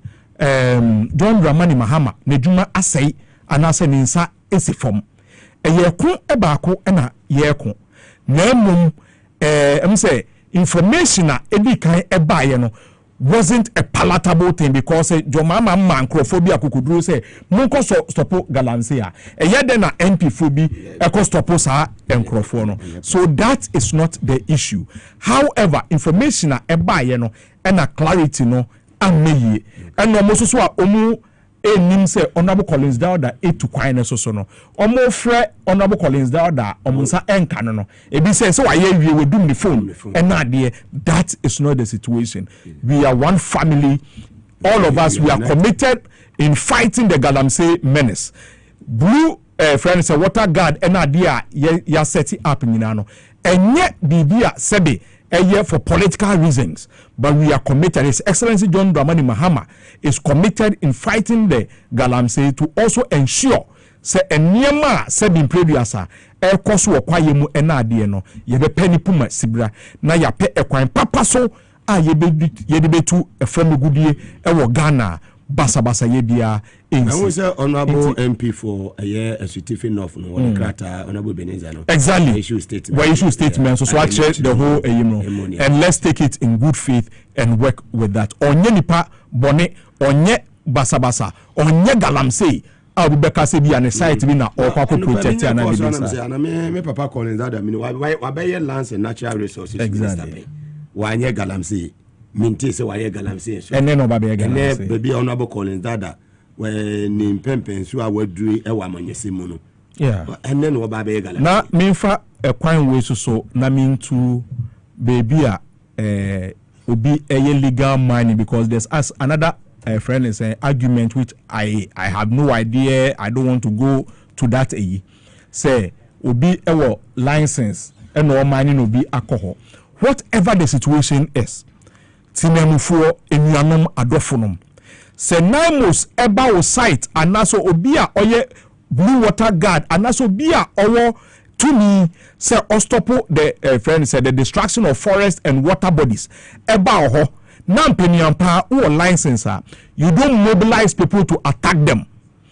Yes sizi uniema ye de police station the chire eco police station the experience eto yen during Major Mahama ni issue no this is a similar situation say oko and na so seven producer mo amujira ho na ankasa nkrofo etwa video obi etwa video the evidence is easy to get and aban so embeta wo ti say we MPP ni na say we NDC ni na naimos na say obi eye na djuma na wo se okwa stop na say soldier for eba na so okwa stop no emra no any ubedi whoever you are. If you think you took Galamsey bia no security zone. Exactly. And military bia Major Mahama and what your door eko wu sa owu no. We Namos for no one shey do before complain. One shey what the person needs to do is just to account for the bullets that has come out. Ye best slemo. Ye person ye see ye no e be see you. Let's find a way ye sizu niema ye de call police station. Ye call wa ubetumi be if you have genuine licenses and you are doing the right thing ubetumi akoho akọ pray yes say we pray ewo madam was say bibia fine there bibia fine but I say enua akugan live on TVSYZ and also on Power 97.9 FM ye fast that say e my aboafo etechire edi dwumadi e de ebreo ene efri yensidi 37 Abebese Street, the heart of Accra, Osu.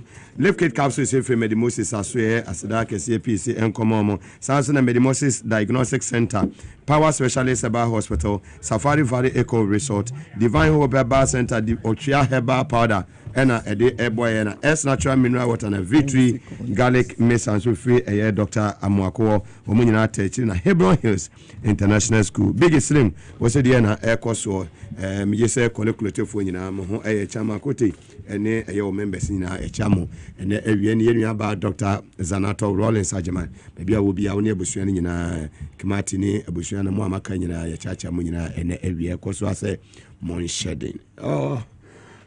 Alisa, Mwakwaba. Abejoso. Position microphone here. Oh, okay. Yo, Mati. Fantastic. Very well. How was your weekend? Divine selection. I find the Nyamuni Dano. with that senior queen of their mammy no penny for the Viamo friend Hamandi and Amaniaji or me bar. Master me gumi busu now over the weekend between me Kanamiko. Mugabe, the fires must stop around our markets. The fires must stop.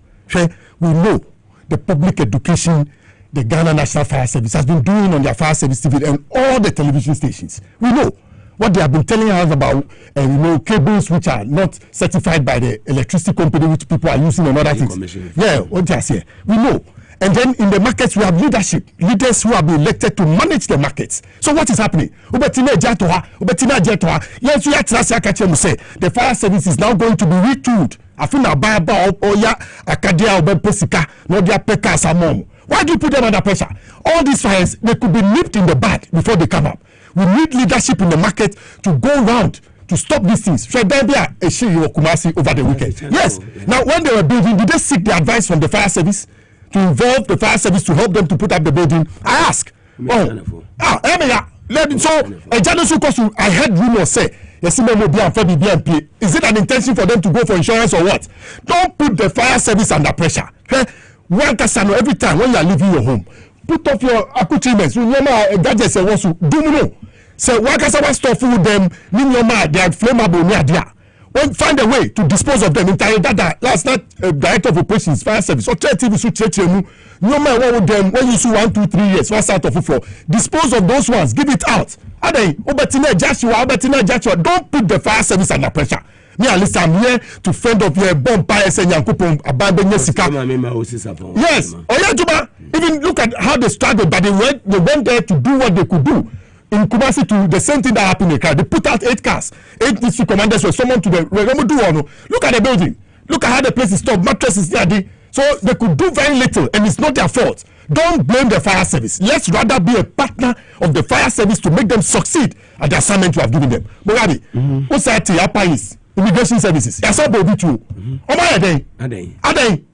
has some of us Italians done to anybody? I ask.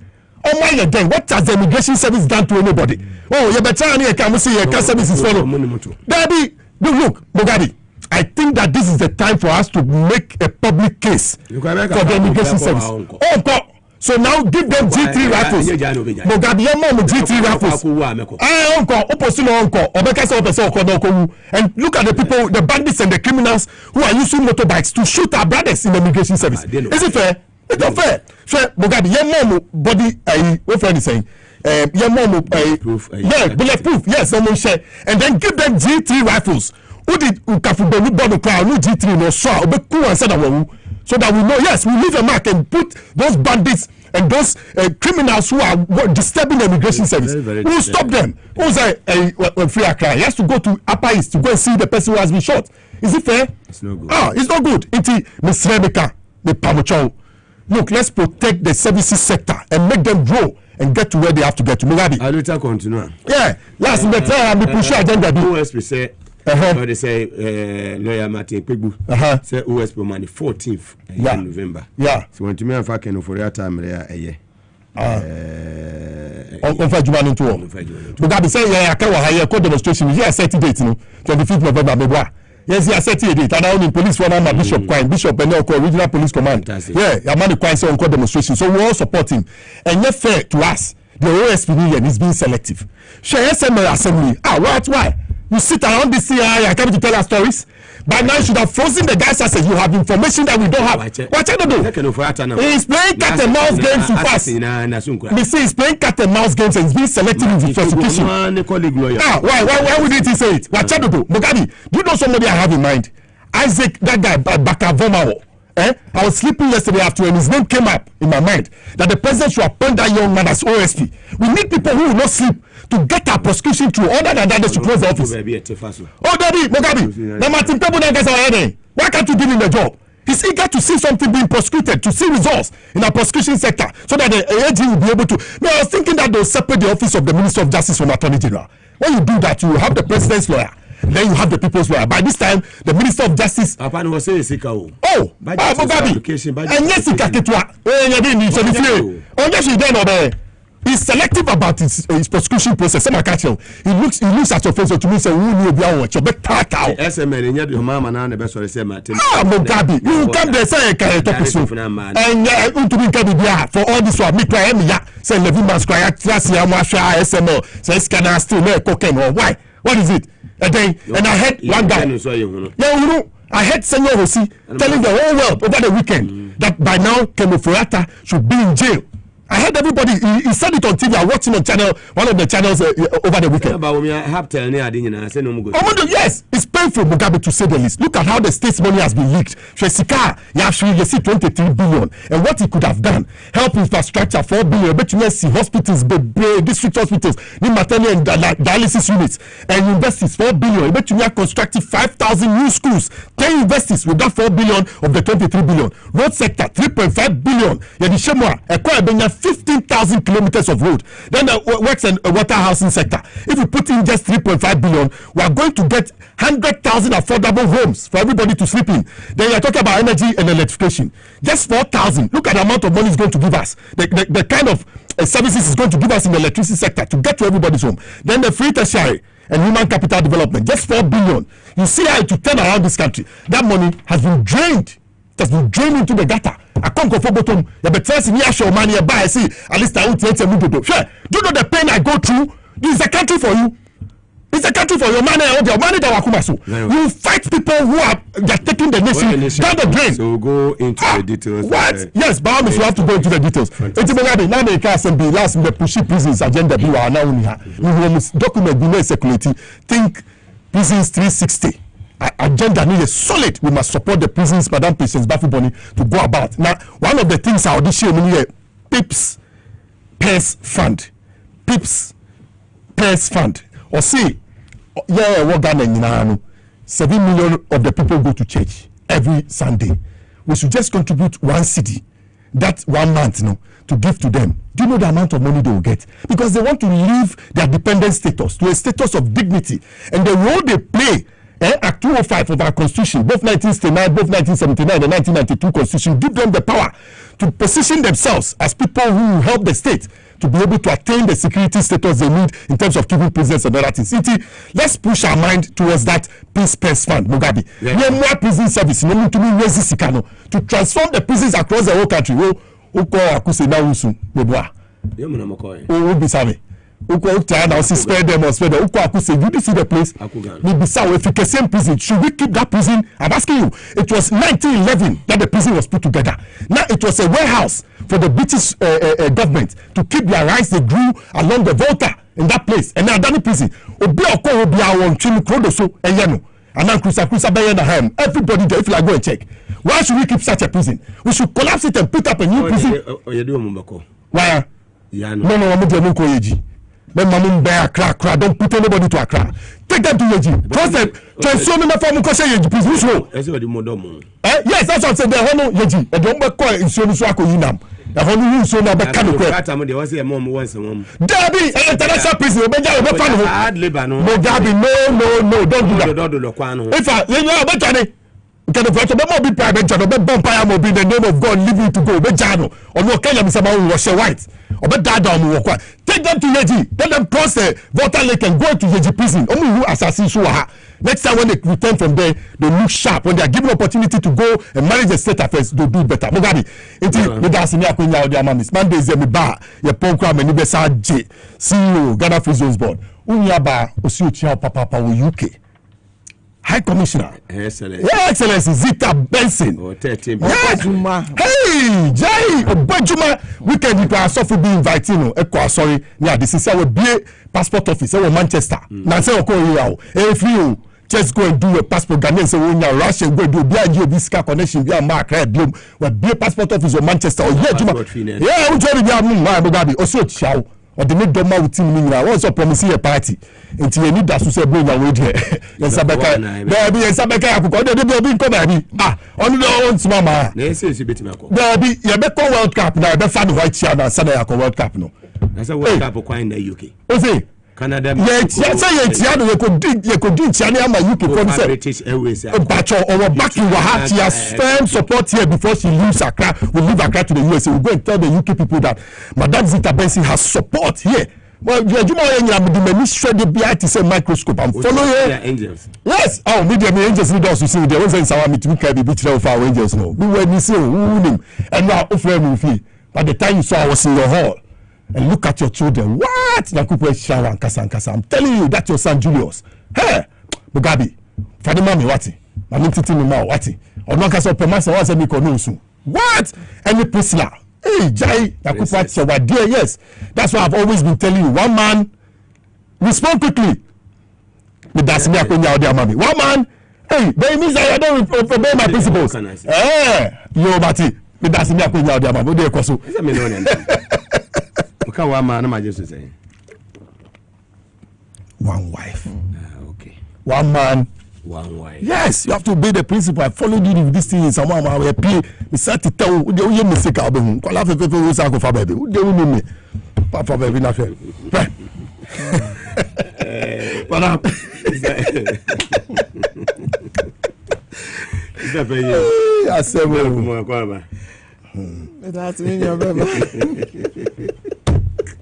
Listen. I said well. You want this in our What Ijana want to know the annual. Oh, there is a matter first. Initial comments now.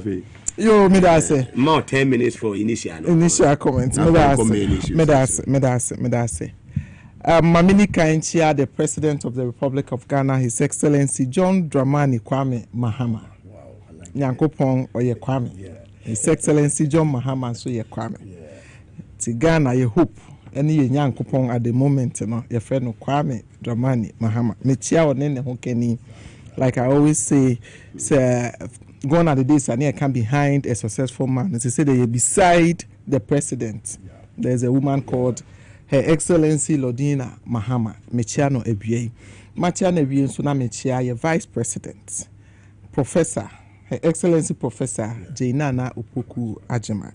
Yedana say, or can a statement to be was so rap no and she's still holding the door for us to enter. We are the breaking news we have. My breaking my breaking news. Was OSP arrest GRA acting head of Liga, Freeman Saba, for suspected corruption and obstruction of justice in GRA SML revenue assurance contracts. And that's just the way they are and you did hear it on fucking for your tamra.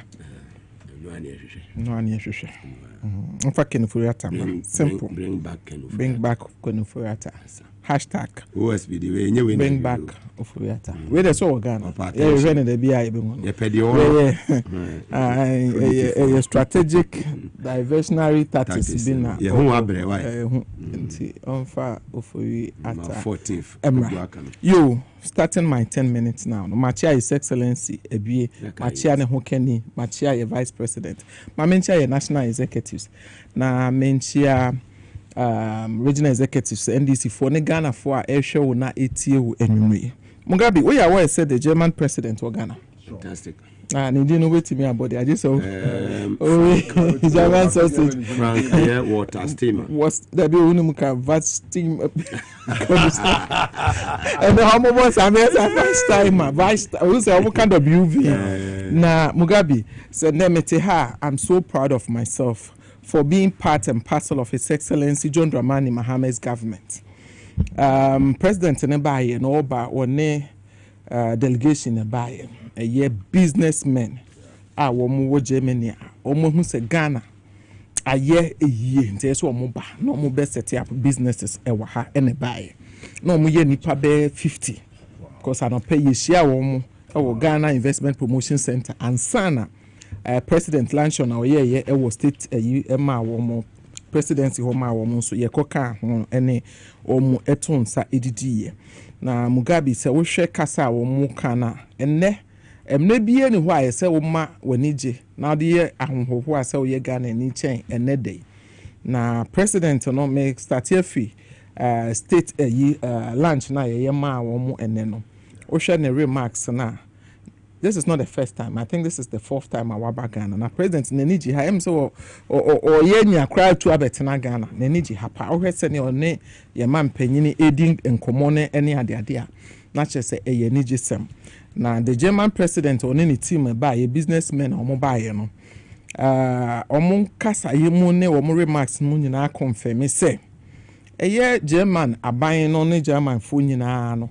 Omo hunyoma papa His Excellency John Dramani Mahama edi adane the face of Ghana the economy no ani inti ama German for no pese omo di omo nyuma eba ebebiebie omo sika bebiebie ewo Ghana ahase inti omo kasa ye mo no kire se one looking at Ghana's economic stability at the moment no obi biara oye German businessman and say CEO oba bia ukwesika bia trase so beba Ghana obebie bia tra Germany no omo nyina echusu so omo beba Ghana and it's very evident and opa ye ni omo hia investors are air by any omo hia the omo can say number 1 they can predict and project omo businesses looking at considering Ghana as omo a next investment, and they are also going to use Ghana as a gateway to access the African markets. Mugabe na omo kasano na ye trade minister Obapa Lizzie enso etimu na oshe assurances are omo de ma Ghana because of His Excellency John Dramani Mahama good governance. Washa see ne nyoma pa wo ye inflation. If we just December 2024 year term, now inflation was 23.4. And now as I'm speaking to you, it's 9. What you say? And the German phone na echo 2 days yet Timia recorded single digit in less than 1 year. It's almost based on His Excellency's experience and Nyoma why exhibit so far. Now from where they sit, they can project Ghana the next 4 years under His Excellency said. This is the best time German companies should use Ghana as a hub to access other African markets. Me ameti as a CEO meda agency a export oriented agency anemuno a she traders no e ya honho amame because companies e buy any be already or German companies under free zones. Companies e san buy any be so any medi ho kita ho a che se wo mo ba no kwa wo mo wura free zones direct. Edi ababe assess other African markets and other European markets. Enti se we Ghana ni ababa wa abrantie na sam ne wuti Ghana ma wani nye na ma wo rencheche se Ghana baby aye move kono empo omo ete abontin kra hu se enidaso ewo His Excellency John Dramani Mahama abemua ode eba Ghana na anso ho anso Ose oko Kumase president in delegation nyina omo san ko Kumase akochia otumfuo nana ye chia ewie okwa Santemawura ho ene no akodi enketa ho ena ye wo Ghana fo a wo nso esuade e wo Germany a wono nso president so person ni omo hia no hwe how best when it comes to education so they can collaborate with Ghana and make education better. Na the sign they will mukra no say almost hwe won say president neba no eni gisem o de Ghana ni ba ko bai ye former omo ankasa o Ghana ni de bobo ma Gerard or the Gerard know the family very well or the Gerard by or the Gerard by and the wife Linda yes or the Gerard by na o share the na yema hopopo an say the foundation near the omo be heart surgery near the year very good or the omo by president no de ne by na the na yema hopopo an say president or maybe or be so who said ye Ghana for a wom do omo ye German citizens but mame for omo nka me ho na me for omo nkofie no na eye ahonhoho a na win ma de ba ko a ahonhoho na esan dese wo ye Ghana ni at this time when him say president ne ba no or data or Ghana for nyina information e wo so na mechanics say Ghana for the anything a wo be kokro bia so be illegal be nye legal omo ye legal residents Ghanaian legal residents for Germany over 40,000 president neba no wo mu data o de be share His Excellency san share ne boss say wɔne wɔn atena eyie wɔ Germany hɔ na nam ɔne Ghana ne Germany ankasa nso wɔn special bilateral relationship special one bi wɔn wɔ no ɔbɛkɔ so abɔ Ghana for ho ban na Ghana ni bia moremu Ghana ni morebia ensay under his watch as the president of Germany. Says I'm the Yamra say when you be Germany, America say okoda that because president na my assurance and say obebo Ghana for e Germany so ho ban. Na ne tietie mu ne tenten ne krakra ne say president amaye hu say Ghana sam de asumdua yekuta mu no empo at the time I say yes some ban kra enka bibia nsa adwuma emfa basabasa ema no putting Ghana at a very higher position when it comes to peace and stability with Germany. And now under his excellency John Dramani Mahame's leadership no we share senior one confidence about Ghana the economy ni mo say no Germany for Ghana as a hub to access African continent markets in terms of market and at the chairman say omo ba abemie bi adwuma wo Ghana ha say omo ba aba befa enioma eye exports e wa ha Ghana ye raw materials ni bi na ebi wo ha omo qualify for export no omo the raw value aka ho ansa na omo export we nyina kire say service we e de adwuma e ba e na afei nso funding ne ade projects bebre nso e wo ha His Excellency, I think, say omo press conference bi ni nyina omo de ebetudwa. Mugabe, na ne tie ane ne tin say German ambassador president our work Ghana say 3 days. Frank walk. Me pacho ba ku bi kan ho na. Steamer. The bi Valka steamer. I said the room can answer say onum tea. Water. Omo use no vi so Valka. You say onum tea. There be say onum omo beer. German say na what be abodi no.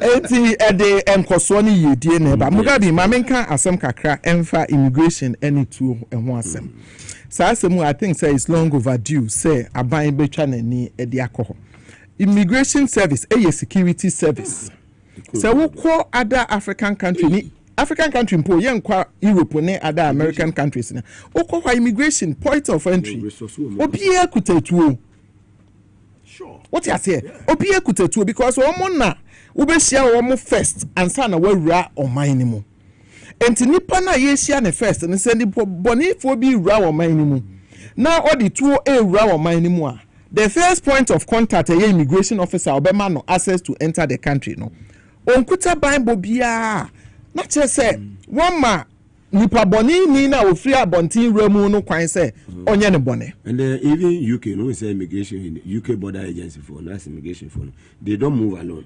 What you say? You're very serious because you say you from a very simple narrative. You say, before I will be land there, I will be Ghana. Before you meet customs, you meet immigration. Yes. Before you meet military men, you meet immigration. Before you meet national security, you meet immigration. And Tiansana obi biara obi ra o menyimu. Nipa osia ne first. Immigration. And to say immigration nipa na wote ho no. And there to me the ama woman so say obetimi deny wo access to enter and also obetimi grant obe use no all discretionary powers and or the ayama obi wo ho a o ka chen say oh ovisa no kra no e bi a expire and also ma check ovisa no nye original intimi ma wo entry so boni bi obetimi di nipa no and I won't be that obetimi di boni na di nipa no and these are some of the reasons in tia assessor your army immigration officers at post. It's so bad. It's so bad. Yeah.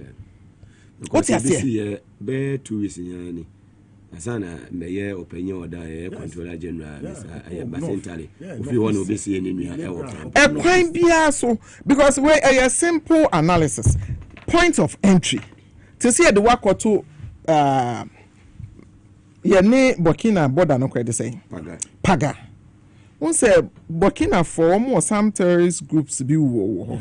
Obi wo ha boni bi obedi obai na adwen se bi kra owram adwane aba enti se owram na se bia immigration ni suspect bi na se ho na wo se o mintimi ma wo nipa krokreto obekunato simple obekunato simple enti we dey yebesre aban any policy makers monhwe na monye bibi to save the lives of Ghana immigration officers the lives of Ghana immigration officers and also a matter. Mugabe Maase. Make can be big to be for prisons or more project. Yes, sir. Director General, Mrs. Patience Bafo Bonnie. Chief Justice. What I say? Oh, acting the winning feel. Or the Chief Justice Precope. They want to say be our uncle Shepo. What I say? Yeah, my Patience Bafo Bonnie. Me and Casa personally, I know her. Na me nyoma wo betimi aye. Na so woni ne tena se ne na o kasa ya. Ne vision for the Ghana prisons no is so big. Over oba ukrasa vision na Mugabe ema wadu yi Ghana ye wadu yi. Na ni swade hu the first time. Oh, for the first time in Africa, me nim se bi wo wiase ba bia. Mami we see what prisons industrial park. What it be that? What see we have the human resource. Yeah, sure. You want say you can industrial park and yes, I see near there. Yeah. What you say? And I say free zones as part of our mandate. You turn litigation freelance. What better not say this proposal we have to make. What's the mami? Ghana prisons. You want say you want human capital no. Enti ye pe investors no mo meye industrial park no mo fa adwuma mra pa industrial park nimu na ye ma omo prisoners no ni omo nya adwuma no mo ma wo omo sika enti nipa kro be free ho na ne time obeso wo be pie no na owo salary bi da ho a wo de kwa akopa adwuma bi di akoye on san kodi bone sa vision way esododo we must support it. What you say Mugabe minim say me time now so me hu say woman me say the woman with the vision Mrs. Patience Bafo Bonnie. Mrs. your best support one ma was survive it. Me dem asem ba wie no me pa cho ye wo blue month. Yeah. Anything I wish blue na. Just coincidence. Blue month. A prostate cancer and then you see a breast cancer once. It's blue month. So a man so dear. Until now first na kan share touch breast, hold breast, suck breast. And to say you are turning on every about. But it's a baby at the mind, you will be the man. But it's a prostrate, blue mantle. To announce so, yeah, Shamo Samon Sumo. Prostrate in the other, what I say. Into the Obeka so health conscious. Touch breast, Obeka say touch the testicles. Hold breast, over kind of said hold testicles. Go for screening. Mugabe. That's what I come from. Testicles. It's a blue man to me man yes some say. My lives a who here. It's a pink of the pink of blues. Blues. Sa no was a man so almost so watch check what the person can say. One wife check who they order. Oh, so we hear about catcher no. Young quiet nim na fe fast like a semi na boafo a etechi me dimi nua ba here Dr. Mary we see ni ale search and yempon ne. Ya fast like a semi as natural mineral water and super papa kroji Ghana fo nyina agi atum say wo topo no e dey afrado for say ye wedding na we engagement bi na wo ye na jamo friends so o mama kwan abafi ana omuko school nso o se wo de ma efifo no eno ane s natural mineral water wo de wani kire me come show biem organ ha wo benya nso no dudu bi a wo pe bia no wo benya bi ato saa nso ena obaye na adwuma mu ha ne wo SYZ broadcasting ye wo 37 na BBC Street the heart of Accra usu wo betimi nso afre Clifford on 0596273547 0596273547 or Fred Clifford Obejo so Victory Garlic Mesa and that will make a water in the Dijumedi Ebrewo will be a untumi ne di wonu ato bro ne beka so loss of appetite me can for a Victory Garlic Mesa ni bi e de amount bibinom said de bi e betumi aboa wo won ante kakra bi na water so say ananse acheme na ananse acheme nsa ne nyina no ye blood circulation no moja ntimi ni nipadua ne mafurisa ne yie no eno na ma wonya that experience ne mom no wonya Victory na no no ma bebo asiese nipadua ne e de amount esan aboa boost e wo immune system no ho hia te wo se o pa adura e betumi boost immune system no e de ama wo eno tina make atamfo victory garlic mixer ede amawo pebi nanom nanopa enwumre obi awo eye stomach ulcer no misro se didie ansa na wanom victory garlic mixer no pharmacy shop bia na herbal shop bia obi wrem bia nationwide obenya bia to fe Dr. Amakon 0242 545633 0242 545633 offer Dr. Amakon obeje oso. Hebron Hills International School or Media of the Nsawam Road or say excel and shine. What do any chair a year media a year and some quantum so Hona be home Hebron Hills International School Danny so now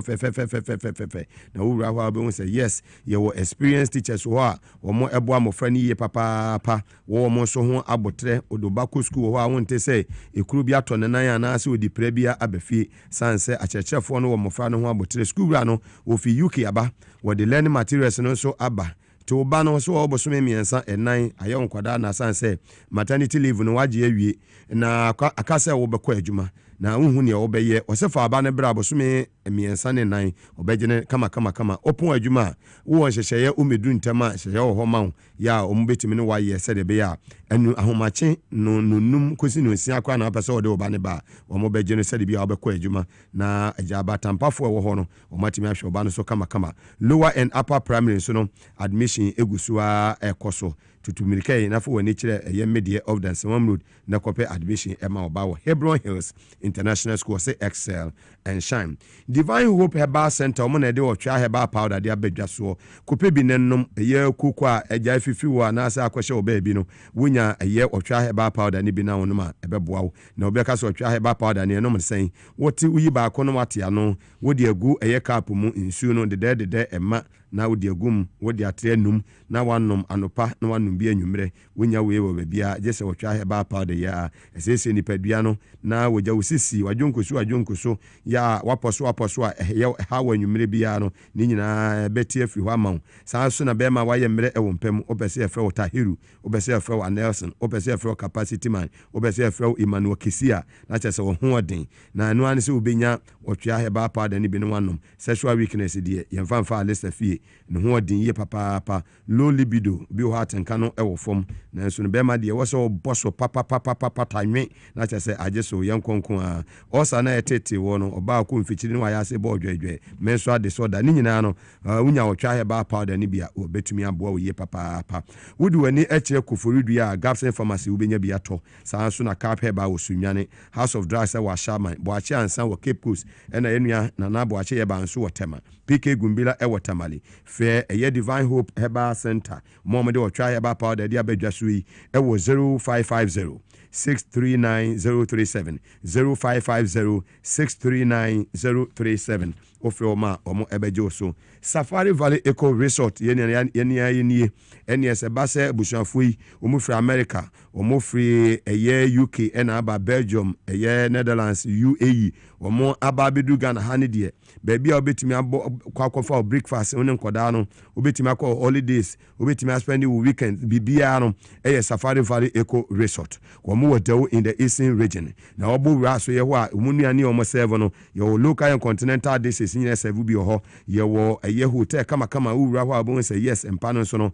bibia eye kama ye wo electricals e ho a wudru ya no na ye de watenem na ye de wokoto na afi forest ne ne mwa na ho no antelope ni zebra ene ostrich ni nyina no wahu de wi a ho esitie environment where very very conducive te hu be hia sa wode ne be kire Safari Valley Eco Resort ye wo gym ho ye wo swimming pool e wo ho friend was 059691 4394 059691 4394 wo free na Safari Valley Eco Resort ye wodaw ye bejo so Power Specialist Herbal Hospital ye mami adu ya na free hepatitis A ene etete wo ye B C and D yi no na boso dia tutumirika ko ye mami adu ya ho fatty liver eye sciatica eye prostate minu abema sedeka chense blue mountain mu ne wo yi ho behia se eja what no you get what I mean obema oba na asusum no amiawe se bibia betoma na bibia ntomu last month ye na so omu die mo no ma wo this month de wose wo mo so no wo mo sum no wo so no hwese eja bibia betoma na bibi metomu yankonkon a ene broken bones wono mpena atechema no ye maame Power Specialist Herbal Hospital sebra saa nso na ɔsa ne ha wɔsebra kɔmpo na ɛsi omine ma wɔsebra fibroid ɛsi awɔ no ho kwan yɛ maame adu ya wɔsebra wo na obetumi aboa wo na fibroid wo yɛ firi wɔ na agya awɔ no atumi aba Kumasi ofe yase like bosomtwe eye kontena ase aputu ja kwan so ye ne Jazbo filling station di nhwani mu enkra ha ye wokwa benya puku ase CP kwantempo no so na takra je so ye wa Anaji Estate timo am wo takra de ene ne patamu nyina no wodi wani kire eye Anaji Estate a obi hu power specialist herbal hospital e ho titadi fu nyina no mofa moni enche Anaji Estate ye ben primary school no fa ye mame adu ya 0244 544422 0244 544422 ofe mamia obejo so lift kit capsule safe Mugabe clinic and herbal center o maso ye pibinen no se de be betimi aboa na wudidi wi digestion no etimi atake place esan aboa enhance metabolism nipadua no ehunya se liver no ebe function yie na wonya lift kit capsules no so a eboa support liver function pharmacy shop herbal shop nationwide ubenya bi ato for 0244 068447 0244 068447 kofa bai no ono ane Mugabe doctor ene wono hokafo ne adwumafo ni nyina no ye chiamo dwumako nyina dawro maka wo taachire ene dodo na ewo achire ene taachire edi dwumadi ye de ebrewo to abobo ano ba bibia wo in all the 6 regions across the country. Mugabe Maase ni midin capacity man me na midi dwumadi ho chia me nua ba Dr. Mary Awusi free zones ye chief executive officer ono so ewa ha ena Alisa na senior political analyst muntie 3 Alisa ono so ewa ha ena eja Mugabe Maase media me host and the amity actually ready enema koso ewa na me sha se fi Alisa Nelson ho minim the other sha se ida se wo ko SML contract no nsem no termination no anase what the German there no ene be sha se over to you Alisa Nelson myself. Mugabe Michia Northern Football Supporters Union NOFSU 2010 omu ko World Cup ni bi 2026 yombe kubi nti michia mo executives nyina ni bebe omo Aziz ni mpenifo mi se chia COP Dr. Saibu Pabi Gariba Director Technical Services Police Headquarters Dr. Gariba Dr. Saibu Pabi Gariba Director Technical Services IGP Mugabe waji asebini wo manu so wuni ndia nti eye nti michia na wi obebi wo bia he was his PhD in policing into Unshania. That's and then you may at exactly 8 p.m. Politics and Beyond. Yenua Emmanuel Watson. Wow. And also and I guess Harun Apau Redu. Oh, okay. Metro Mass Deputy Managing Director. Yes. Bedina Boy. Highly intelligent young man. Metro Mass Transit. Yes. Junior brother. Fantastic. Yeah. Oh, okay. Highly intelligent guy. Listen to him on Captain Smash Show. Quite not big. He understands the transport system. What? Charlie, I salute you wherever you are. Look at the mixture of names. He understands the job, and they are putting measures to stop the nonsense at the metro. Yes, Harun Apau Redu. I salute you, young man, wherever you are. I watched you on Captain Smash. Indeed, you took me out of Emmanuel Wilson Jr. Yeah. Chief Crusader. Yeah. On the corruption, the other funny. German for I got the chance to go to Germany once I was at the University of Cape Coast. It was through the International Students Week in Ilminor. Area na East German side. Okay. Ilminor, the name of the town we went to. At the time, there's a university, a technical university. Danka. Look at the opportunity they gave to us. They gave us opportunity to come and express ourselves coming from the African continent and coming from Ghana, especially about the use of our forest products and other things. It was a solid conference way back. So they have opportunity. They open their doors for Ghanaians to come in. They have a language center too here in Ghana that gives opportunity to young people between 18 years and 23 years to learn the language and be able to go on to Germany to take up a trade in their technical studies. So if you go to Germany, machine but you have to go and then understand the language before you go there and go and train as a technical person too. And they have a lot of exchanges too with our timber industry. That one goes a lot for those who work in the timber sector. They have the opportunity to travel to Germany too. Then there's this education scholarship that they give to people who are going to do their masters and other things, the DAD scholarship. I know a lot of young people who benefited today are in their matured state near the German president now about German beer. Now, Germany and so beer. It is easy to buy beer than to buy water. I'm saying president will be better able to explain, and I wish him well in his 3-day stay as he has come here. The doors are open. Jomama ye Jumapa. So everybody who think they are now back. She said you call Macron or Jean Uniade and I will do me kind of I'm sure Macron will come to Africa and come to Ghana very soon. Mugabe. I couldn't have the money then Yamiase. Say me tia me summa Kabi. SML deal me there. Me come a man who me tell how I'm firm. Me if I say I'm happy. Look, what even with the cancellation cry is not enough. But JM has taken the right step. And I believe say JM the nice BB so he wants to accomplish something for this state. And I wish him well in all his endeavors. But look at how the SML deal started. It started as SMEL, smell. It started as SMEL, smell. They registered, they gave themselves business without going through PPA. When the alarm was raised, they decided to change the name SML. It was smelly already. Look at the architects. Ken Oforiatta. I don't want to glorify people. 2 former commissioners of customs. What? 2 former commissioners of customs were involved in this. And then 2 former commissioner generals were also involved in it. But then he cried Mr. Dai, Urusuna Wafa Reverend Aboni Dinsono. Or no about parliament. Now you bisa the age. Kekenu went to Yanka, but the bear 19 years. But changing the age, sir, no that sir, and no do Bonnie. How did the SML deal come about? Omomo fuel sector, no senior was in Crawford. They said they had a problem in tax collection yadi and went to sit with Kenufurata. So senior was himself over the weekend. He gave himself up.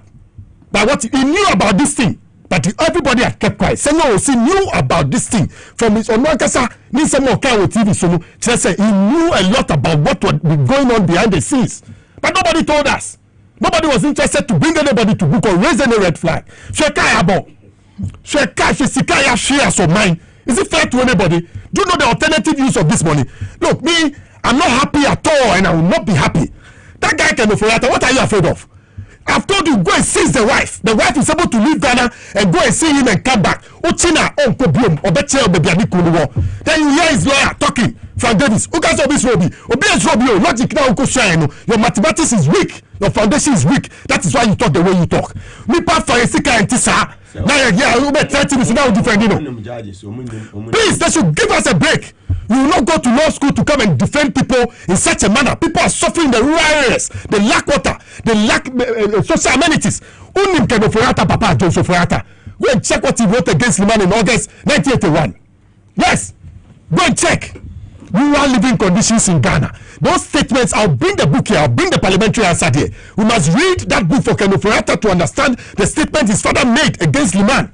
And as finance minister, he should have done better. Atimota school, school Mikoy. I thought there be a first school. The bomb this almost so much a crowd. I'm telling you. Look at that blast outside. You are defending Mr. Dawusu when St. George's asked him for his age. When you had brought him, who did not betrayal parliamentary accounts committee. You beside the age kekeno, you prevented the man from answering the question. Public accounts committee. And then look at us, and Mr. Dan Reverend, we see we did 19 years.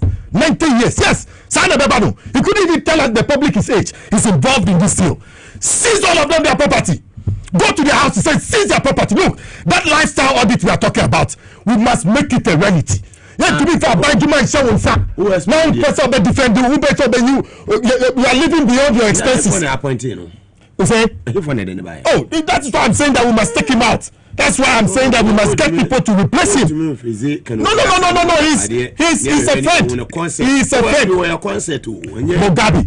I'm saying that the Attorney General can do it. The Minister of Justice can do it. Better than Dr. Ayeni. That's what I'm saying that they can do it. I'm saying that that's what I'm saying that the OSP. What are we waiting? Mugabe, if the OSP is lapsing in his job, the Attorney General must take up the job. That's what I'm saying that look, we can do it without the OSP. And the office that they created for him, crying, is a partisan political office. It was created to come and disgrace our NDC people, and they didn't get us. That's what I'm saying. People are ready and willing to work and stay over and get us results. Investigation team, you don't move CID headquarters. I do more call Papa. When you move one, I saw no more. By this time, when you are free, no, he has a way to keep people out. I told you he's selective about his prosecution process. He will select some people and leave some people out. Mugabe, this thing we are talking about, I told you, high-ranking two former commissioners of customs a lieutenant colonel, and a lawyer. What are we talking about?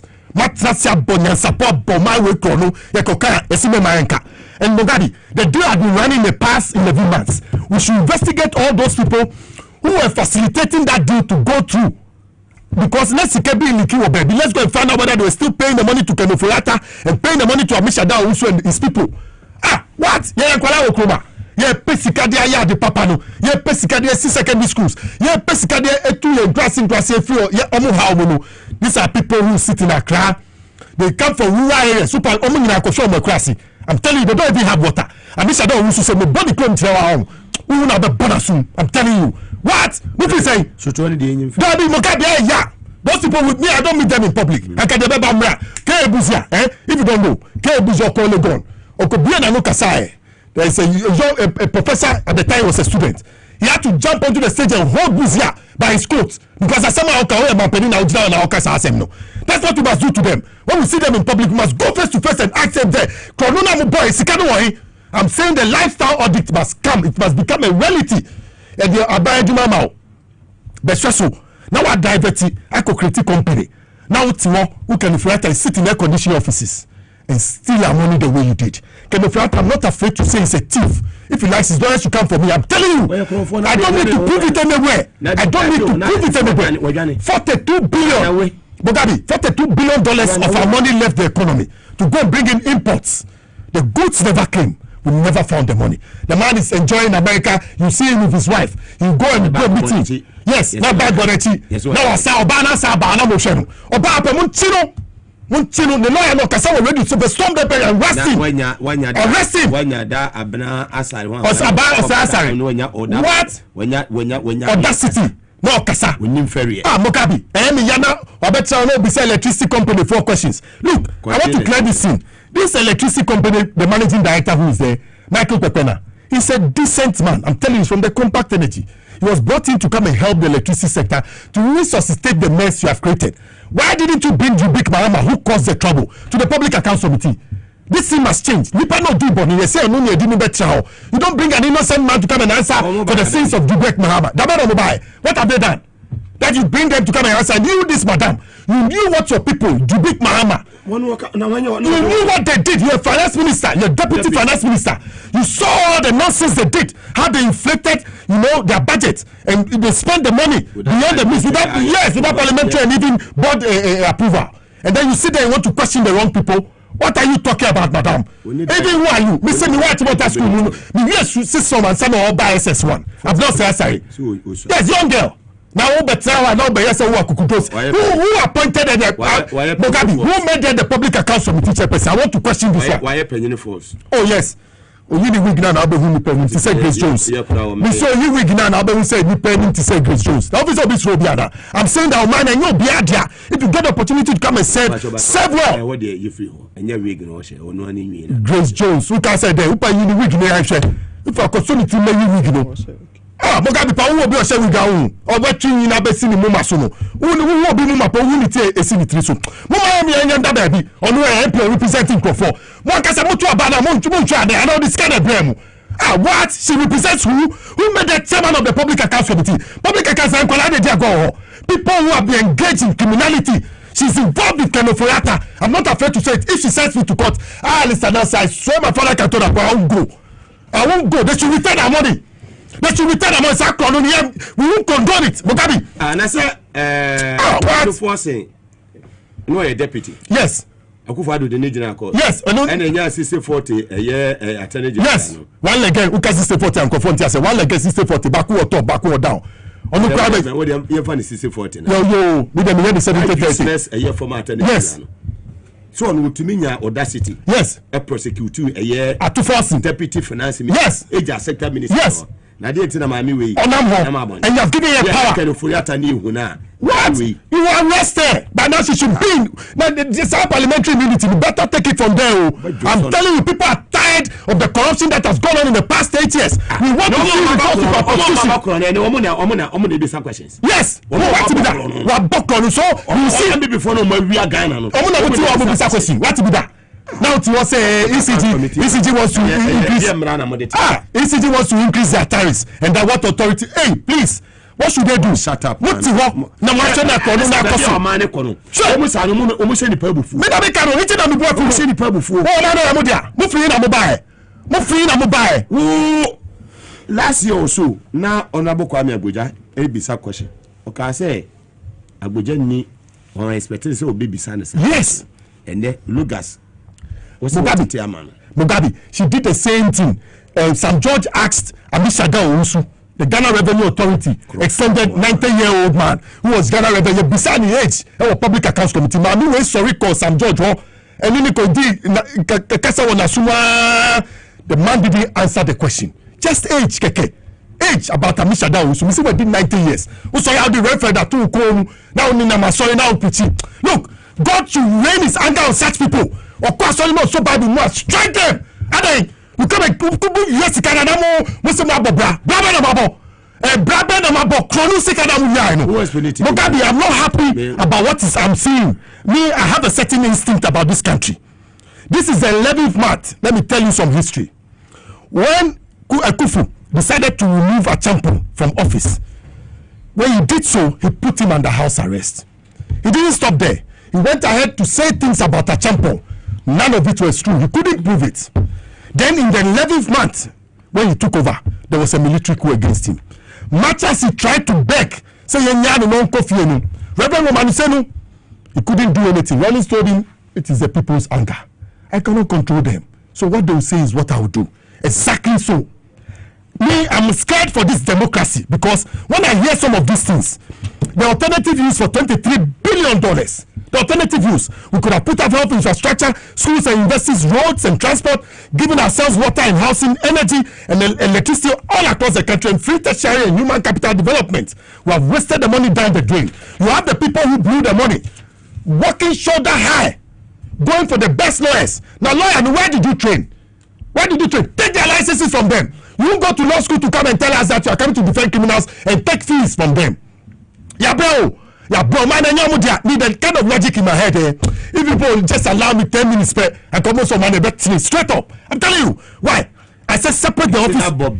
Mugabe, separate the office of Attorney General from the Minister of Justice. Do so. If you do so, do you know what you do?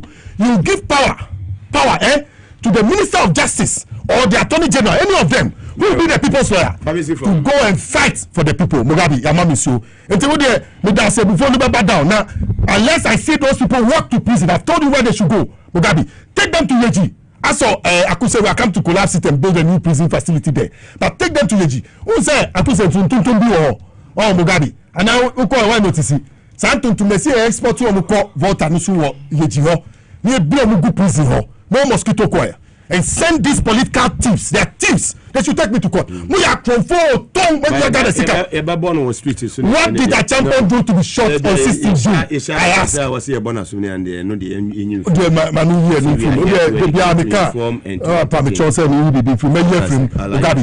pray that we will see justice. Me, I know that in a democracy, justice is slow, but it must come. And we are waiting for it. Me, I believe in the Attorney General. I won't lie to you. And his deputy, Justice Remsai. Me want to cry on TV, cry, salute them. I know they'll do an excellent job. So I wish them well in all their positions. And I hope that will bring this. Nana Sam, Jassy is a chief. So I enjoy showing Papa. That is the way to go. We will see live on TVS and with your power 97.9 FM and all our affiliate stations across the country. My call a chief executive officer, a free zones, a authority, Dr. Mary, I was seeing on also submission on the show. 33 minutes inside 5. A Temako says 6. No, boy, dear, and you may know Kasiabo, power, Kasiabo, Ebebro, Tiafa, a year, Radio S was 83.1 and a power 97.9 and a TV SY6. Dr. Mary. Mugabe, Medase, Pa, me won't Muka Krebin, send me bonito, me baby Chiami from Doma. Or so shared in the friend Shadrach and two. I, Michiao, Avier. Na Mugabe, my dear, SML, you be Busam say, dear bad, yeah. Nanka, Senka, whom my Bravo Kaka, or being go for and Tiasi. Until when you are would say Munina, will be such as what is he talking about? What I say? Because I'm Safena, some Nanka, it's Ghana for no baby. enim senior etie said SML no tie what I say we say galamsey dey at least gaining grounds into kan galamsey asem Ghana ni bi anim say mining asem na woka SML no obi busam say what is he talking about SML no Jumaid ko bia meka ne say Akufo-Addo ene na pam for kro no a wo mo ye say wo mo bebo Ghana mine no enhye ye ni bi na da bia me ka me se ofori attent se me hu be ma bia na se nipa bia wo hye white top and down kaftana na me ye ma hye me na ma hwe omienu because o hwe papa no se no nam hodin no de mpai bo hye dwumadie bia ase no ene se de no hye white da bia na me hu adwire me nua be ma SML na obi busam na me kire wo mu kakra bi SML na ye dwumadie bia ana ekuo bia eye under the leadership of Kenuforiata as the Minister of Finance ena otisa ekuoyi ese be ya wonbeye revenue assurance na chere say ono nim die mu no feel say aban generation of funds no revenue no e bia leakages bi wo baby enti wo tisa ekuo no na adwuma no obie adwuma na ye limited liability enti obie na saa edom no wo de technology any AI management no a control government's revenue generation system no said ye be ya leakage bia enye den emmemu na chese sika bia aban generate bia no enko aban coffers mu direct what you say enti in his own wisdom no na oni hihye bia sika no omu wia no nyina mu fu se nkrofo bi nso wa ase wia bi wo hu nipa bone sene oforiata ene Akufo-Addo sene omotie omu wie Ghana sika no twe kwa abrotire ede ma wo ne omo na no a wo amnya ma wi ase kra no no omo san dwene ho se de omu wie na chi no kra Ghana fo bi nso na mase esesa ase emproproye no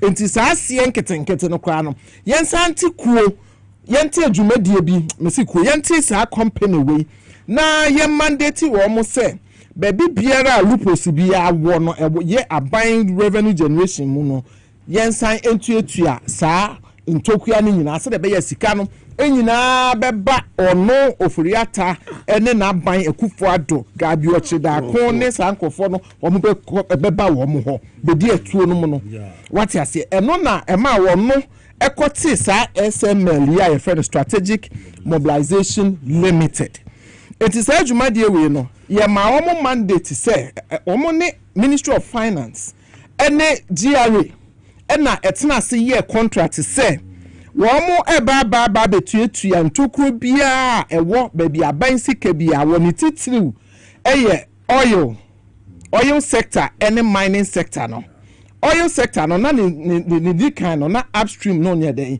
enka ho na eye downstream no na eka ho enti se we load oil a omo de system ba be si ho a we load 10,000 liters a ombe hu no say 10,000 liters pepepe enti kwana kotua ho tax kwa basic mu pepepe 10,000 liters eno na omuti kuro no some journalists bi hu say baby say kuro we ya papa we ati already no nankofo bebre nim die mu no eni wo mo hwehwe mu no na oforiata ebo Ghana krono dada enti wo site sa obi esa company we a ono ade wo mo nkrofo to ano no enkrofo bi ye say wo mo behwehwe wo mo adwumadie mu eno na 2023 SML fui edikoto wo mo page say wo mo adwuma wo mo die no aboa Ghana ama ya service car eye 3 billion cedis in the oil sector ena enko eye 3 billion cedis wo mo choto wo mo website o ena enkrofo bi nso se be ye research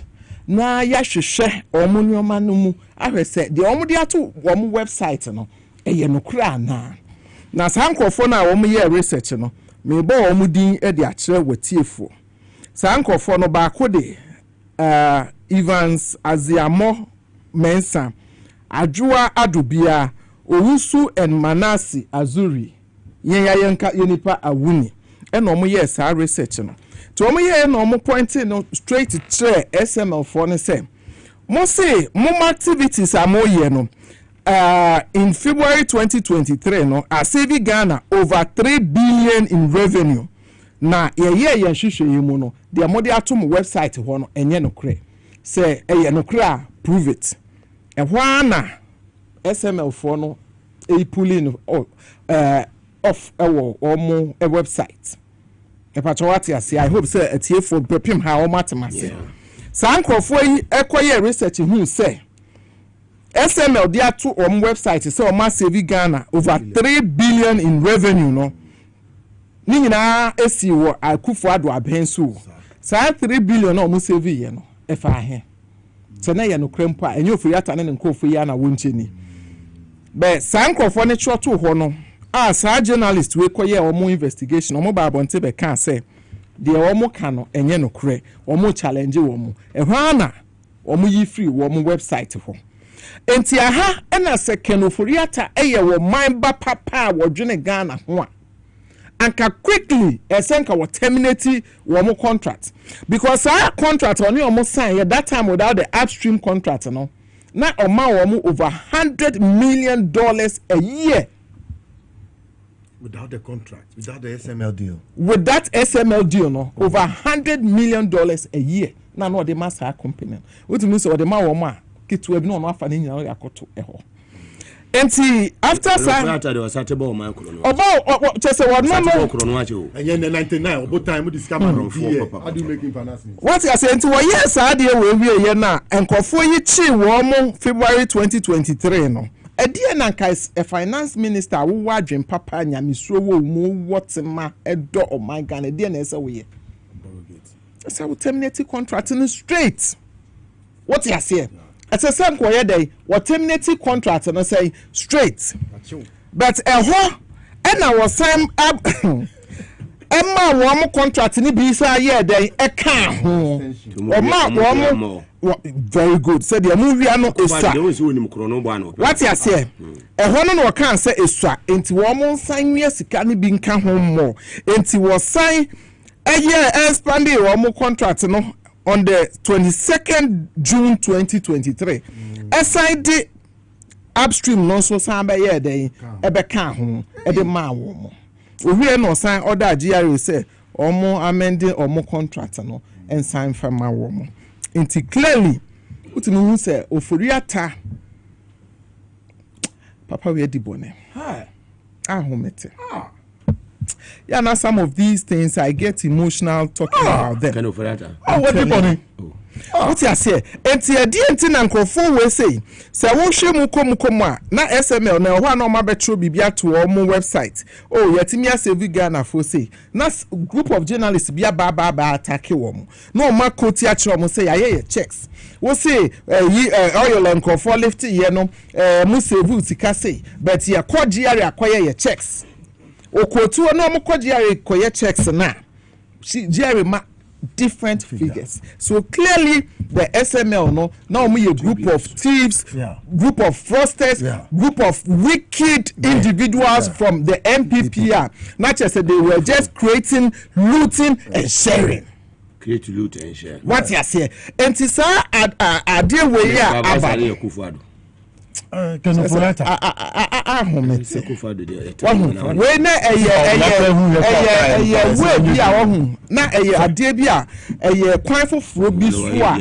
Kenoforiata ne MPP aban me mfa emmo Kenoforiata nko me de bo Kenoforiata ne MPP aban me ka ho because now we head of economic enne abna osei asare o ka ho me hwese ne wotena ho a wokasa ene nanu anu kasa che DVL boss I was say I wasn't expect or kan I was say wa pai sa won so no obi pusa wo ma wo kan the same thing what that sense of entitlement MPP for no and that sense of superiority over all other Ghanaians so when MPP ni dia wo che say wo that sense of superiority over you wo no dia wuntumi kan kire no be ono de obetimi akajo e wo ba bia o e wo nyuma mu nyina o what you say? Okay. Mugabe say abna or say asare or the opera na asare otie ya Kenoforiata no ye ne boss SML deals ni na onimubi no ka ho bi because me name deputy say wo ho no ade bi ebeba ho bi am ne omo discuss ti minim say by all means na Kenoforiata National Cathedral na onene kasa no onim bi National Cathedral alugu ni nyina wonim ho bi nti baby otie no special prosecutor, and I think this is the time and no crime, so I see what me inviting be. Yes, don't be selective. Don't be selective. Now we lose for your 10 year for your what you say? Gabi, who is Gabi? They say there, Nanado tell na Gabi, one who they say NDC are buying a waso president back up. One more time, Nanado ni Gabi ni bedi etu na ye president. And it was Safu Mafu. But this time they were president, commander in chief back up, John Mahama. And now or they na ye juma. And to Mugabe ni tie ane ne tenten say the SML no omo mandate no was to improve the accuracy of revenue collection e Ghana ha. Na omasan abuama ya increase government revenue generation by using modernized regulatory systems. Did they realize that? Me pacho omo no we ye there omo de to warm website. Paper so. The rationale behind the whole setup no was to create loot and share. And nyame adomo so bu awomo na omo alutia to the team say sick na wo bubu din. Yes, Mugabe. Hashtag Ofuriata, bring Ofuriata back to Ghana. OSP onye ho adwuma. May I say Dr. Mayor we say live on TVSYZ and also on Power 97.9 FM. Yeni na affiliate station say show Ghana yina. Water kwadi oti was sharp 106.9 FM. Samson Izama Elembele Wasen 100.3 FM. Benji Estate and Investment Limited. Benji Estate and Investment Limited for ne from say prim a year Christmas promotion kese pa na ekoso na chese mo ansa tama omo etonton bi wo eye Chopoli new airport eye city ho ene Sagleme housing project no wo fi ho kwa chese emu wayi kra nsase no woto no 25,000 Ghana cedis enkanesi kano 250 eye million na bibia so etimi akonkan shai osudoku onso no of the Akosomo road no so eye 40,000 Ghana enkanesi kano 400 million afenya ho no ebento Tamale refinery eye estate do how on so 75,000 Ghana na after Central University so no and also B5 company and also call for 70,000 and land size and also 70 by 100 feet and near keka ho so no we do any echi maso ye ho anchi mu bia wo pe bia fa building ho no woni Benji Estate and Investment Limited woni mu kwesi nkonya kasa bibia be yi omo wotema community 25 junction omo ne Goodness filling station and opposite into betimi akọ omo ne and di nhwe ni mu from 0248 780 887 0248 780 887 and 0553 116602 0553 116602 and also betimi follow on social media platforms or Benji Estate or check out on my website and so www.benjiestate.com betimi enum was it Benji Estate follow your vision and own a property today. Mugabe Maase a diagnostic center omona FA eba a liver function and a kidney function test omoye number 1 we do any echomaso money at dental police station and a edi enhwenimu na wodo aso ye wa eba dental a year x-ray ni nyina no omo eyebi ewo bibia fa laboratory mo no we do any Mugabe Maase a diagnostic center omo hwe bibia kama e de amount for nature of from 0244 068447 0244 068447 ya rebia ha obi ano wokwa aso ye ho a obenya wo ayaresa Mugabe Maase we a champion you makwa nyina da ro na te kira ya de dwumadi de bro e TVSYZ na Power 97.9 FM while you're there 8 minutes be na ebeti media we can share 4 Alesta Mugabe na say me who say Ghana cocoa board farmers need be brave all across the country. You know, currently I believe that indigenous investments Ghana for amdom sika shebi bi mo see e bon buy na cocoa kwani be dua cocoa wo ba bi ti say duaben wo ba bi ti say osiem wo ba bi ti say odan na obewi na cocoa ni ba na oti cocoa na himfu na sorry say nimfa asase ni mame na nimfa yeden nimfa see estate na menton na ho na krasi ni wan na ba be da ho ni bisaw nkasi for no da wan ka che say da no mo da mo enya mo na so you go to Dwabe atakwa me da no me say I ask you say uni me condition won emu da de e na make no Dwabe uko Dwabe group e fellow na ahemfo ni say omo di cocoa farms e free farmers ni ho so omo di be see estate na ba betrem If you take the trees from the cocoa farmer, do you know what you bring? You bring poverty. So there's economic tree rights of 1979 that everybody must know. Then there's the tree crop authority too that has come. And then we'll fight any chief, and if you be our sorry, who call CM Eastern region, who say call a team of Tresu or them Eastern region. Yes, who call people have demonstrated in recent times. Or not demonstrating self from assassin. Assassin a family lands. Eye busu ku assassin. Aya chicha ma busu afo no mu dokoko woso. Aya dokoko ansa na wo hin no ye wo no. E wo drabe ni osiem any atim otresu no. Wo se oba be fa assassin. Now they are heading who they see estate. Who born dog. Look, Mugabe, we'll go deep into this matter. Any chief who is involved with the collection of cocoa farms from cocoa farmers, the Ministry for Chieftaincy and Local Government, here could be so myself. Say, why do you want to impoverish your people?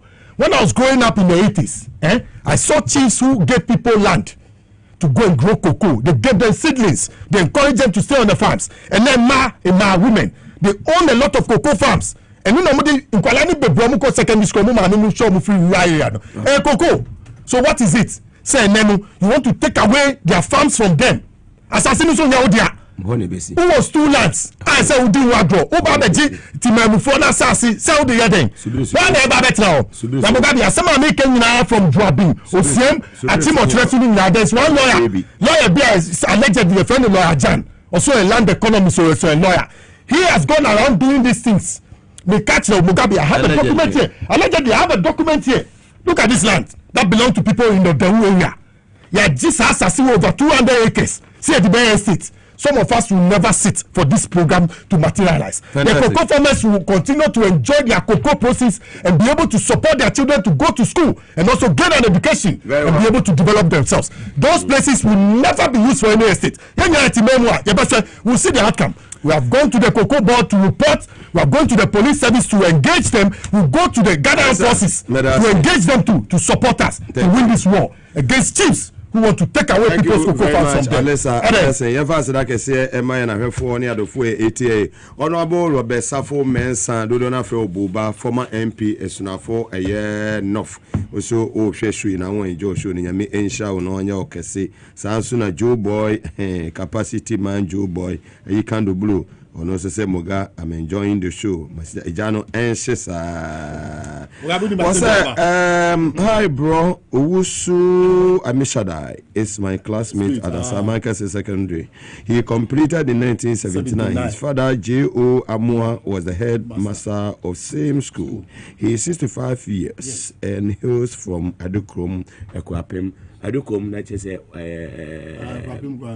2 sides. All right. And now on your descent, I can from some of Yo, Mugabe, me that say. I'm saying by first war studio had number 2. Me and Kasa, me comrade Akugan Ewaha. Na asemo kai no. I'm saying this is the only opportunity I will be my me. I can be. The MS Ghana phone na and it ni NDC for say. Sasam no abeto ho no yenhwe ni yie. Na ya nhwe ni yi a MPP for no omo be de 6 ebeda ne yen NDC for na omo edi a benefit omo a greedy and selfish interest at their aspirations. Mesremo yen nyina yenim se Ghana amanyon semu no honorable Collins that onye small fish ewom o you be our MPP for target pa enti sasam na abeda ho no yenya abotre na yentie his excellency na asema obeka because by all means obeka bibi wo home enu achi no ye ntwen ne yentie ye yankasa ye papa ye wofa eye honorable Collins Dauda na abrantie no nso a omo chichi asemato minim no pa o minim oye very fine gentleman owo ahobrase owo tema owo buo na obi biere a wo ye part of JM the government this time no there be orientation e de maye ne say ma obi biara engage in galamsey activities enti though I wasn't there no but minim entitia ye de amayen yenya akwanya sum his excellency abemwo this time no enti MP no a wo ho no ontimi nkogina ho enko stop say oma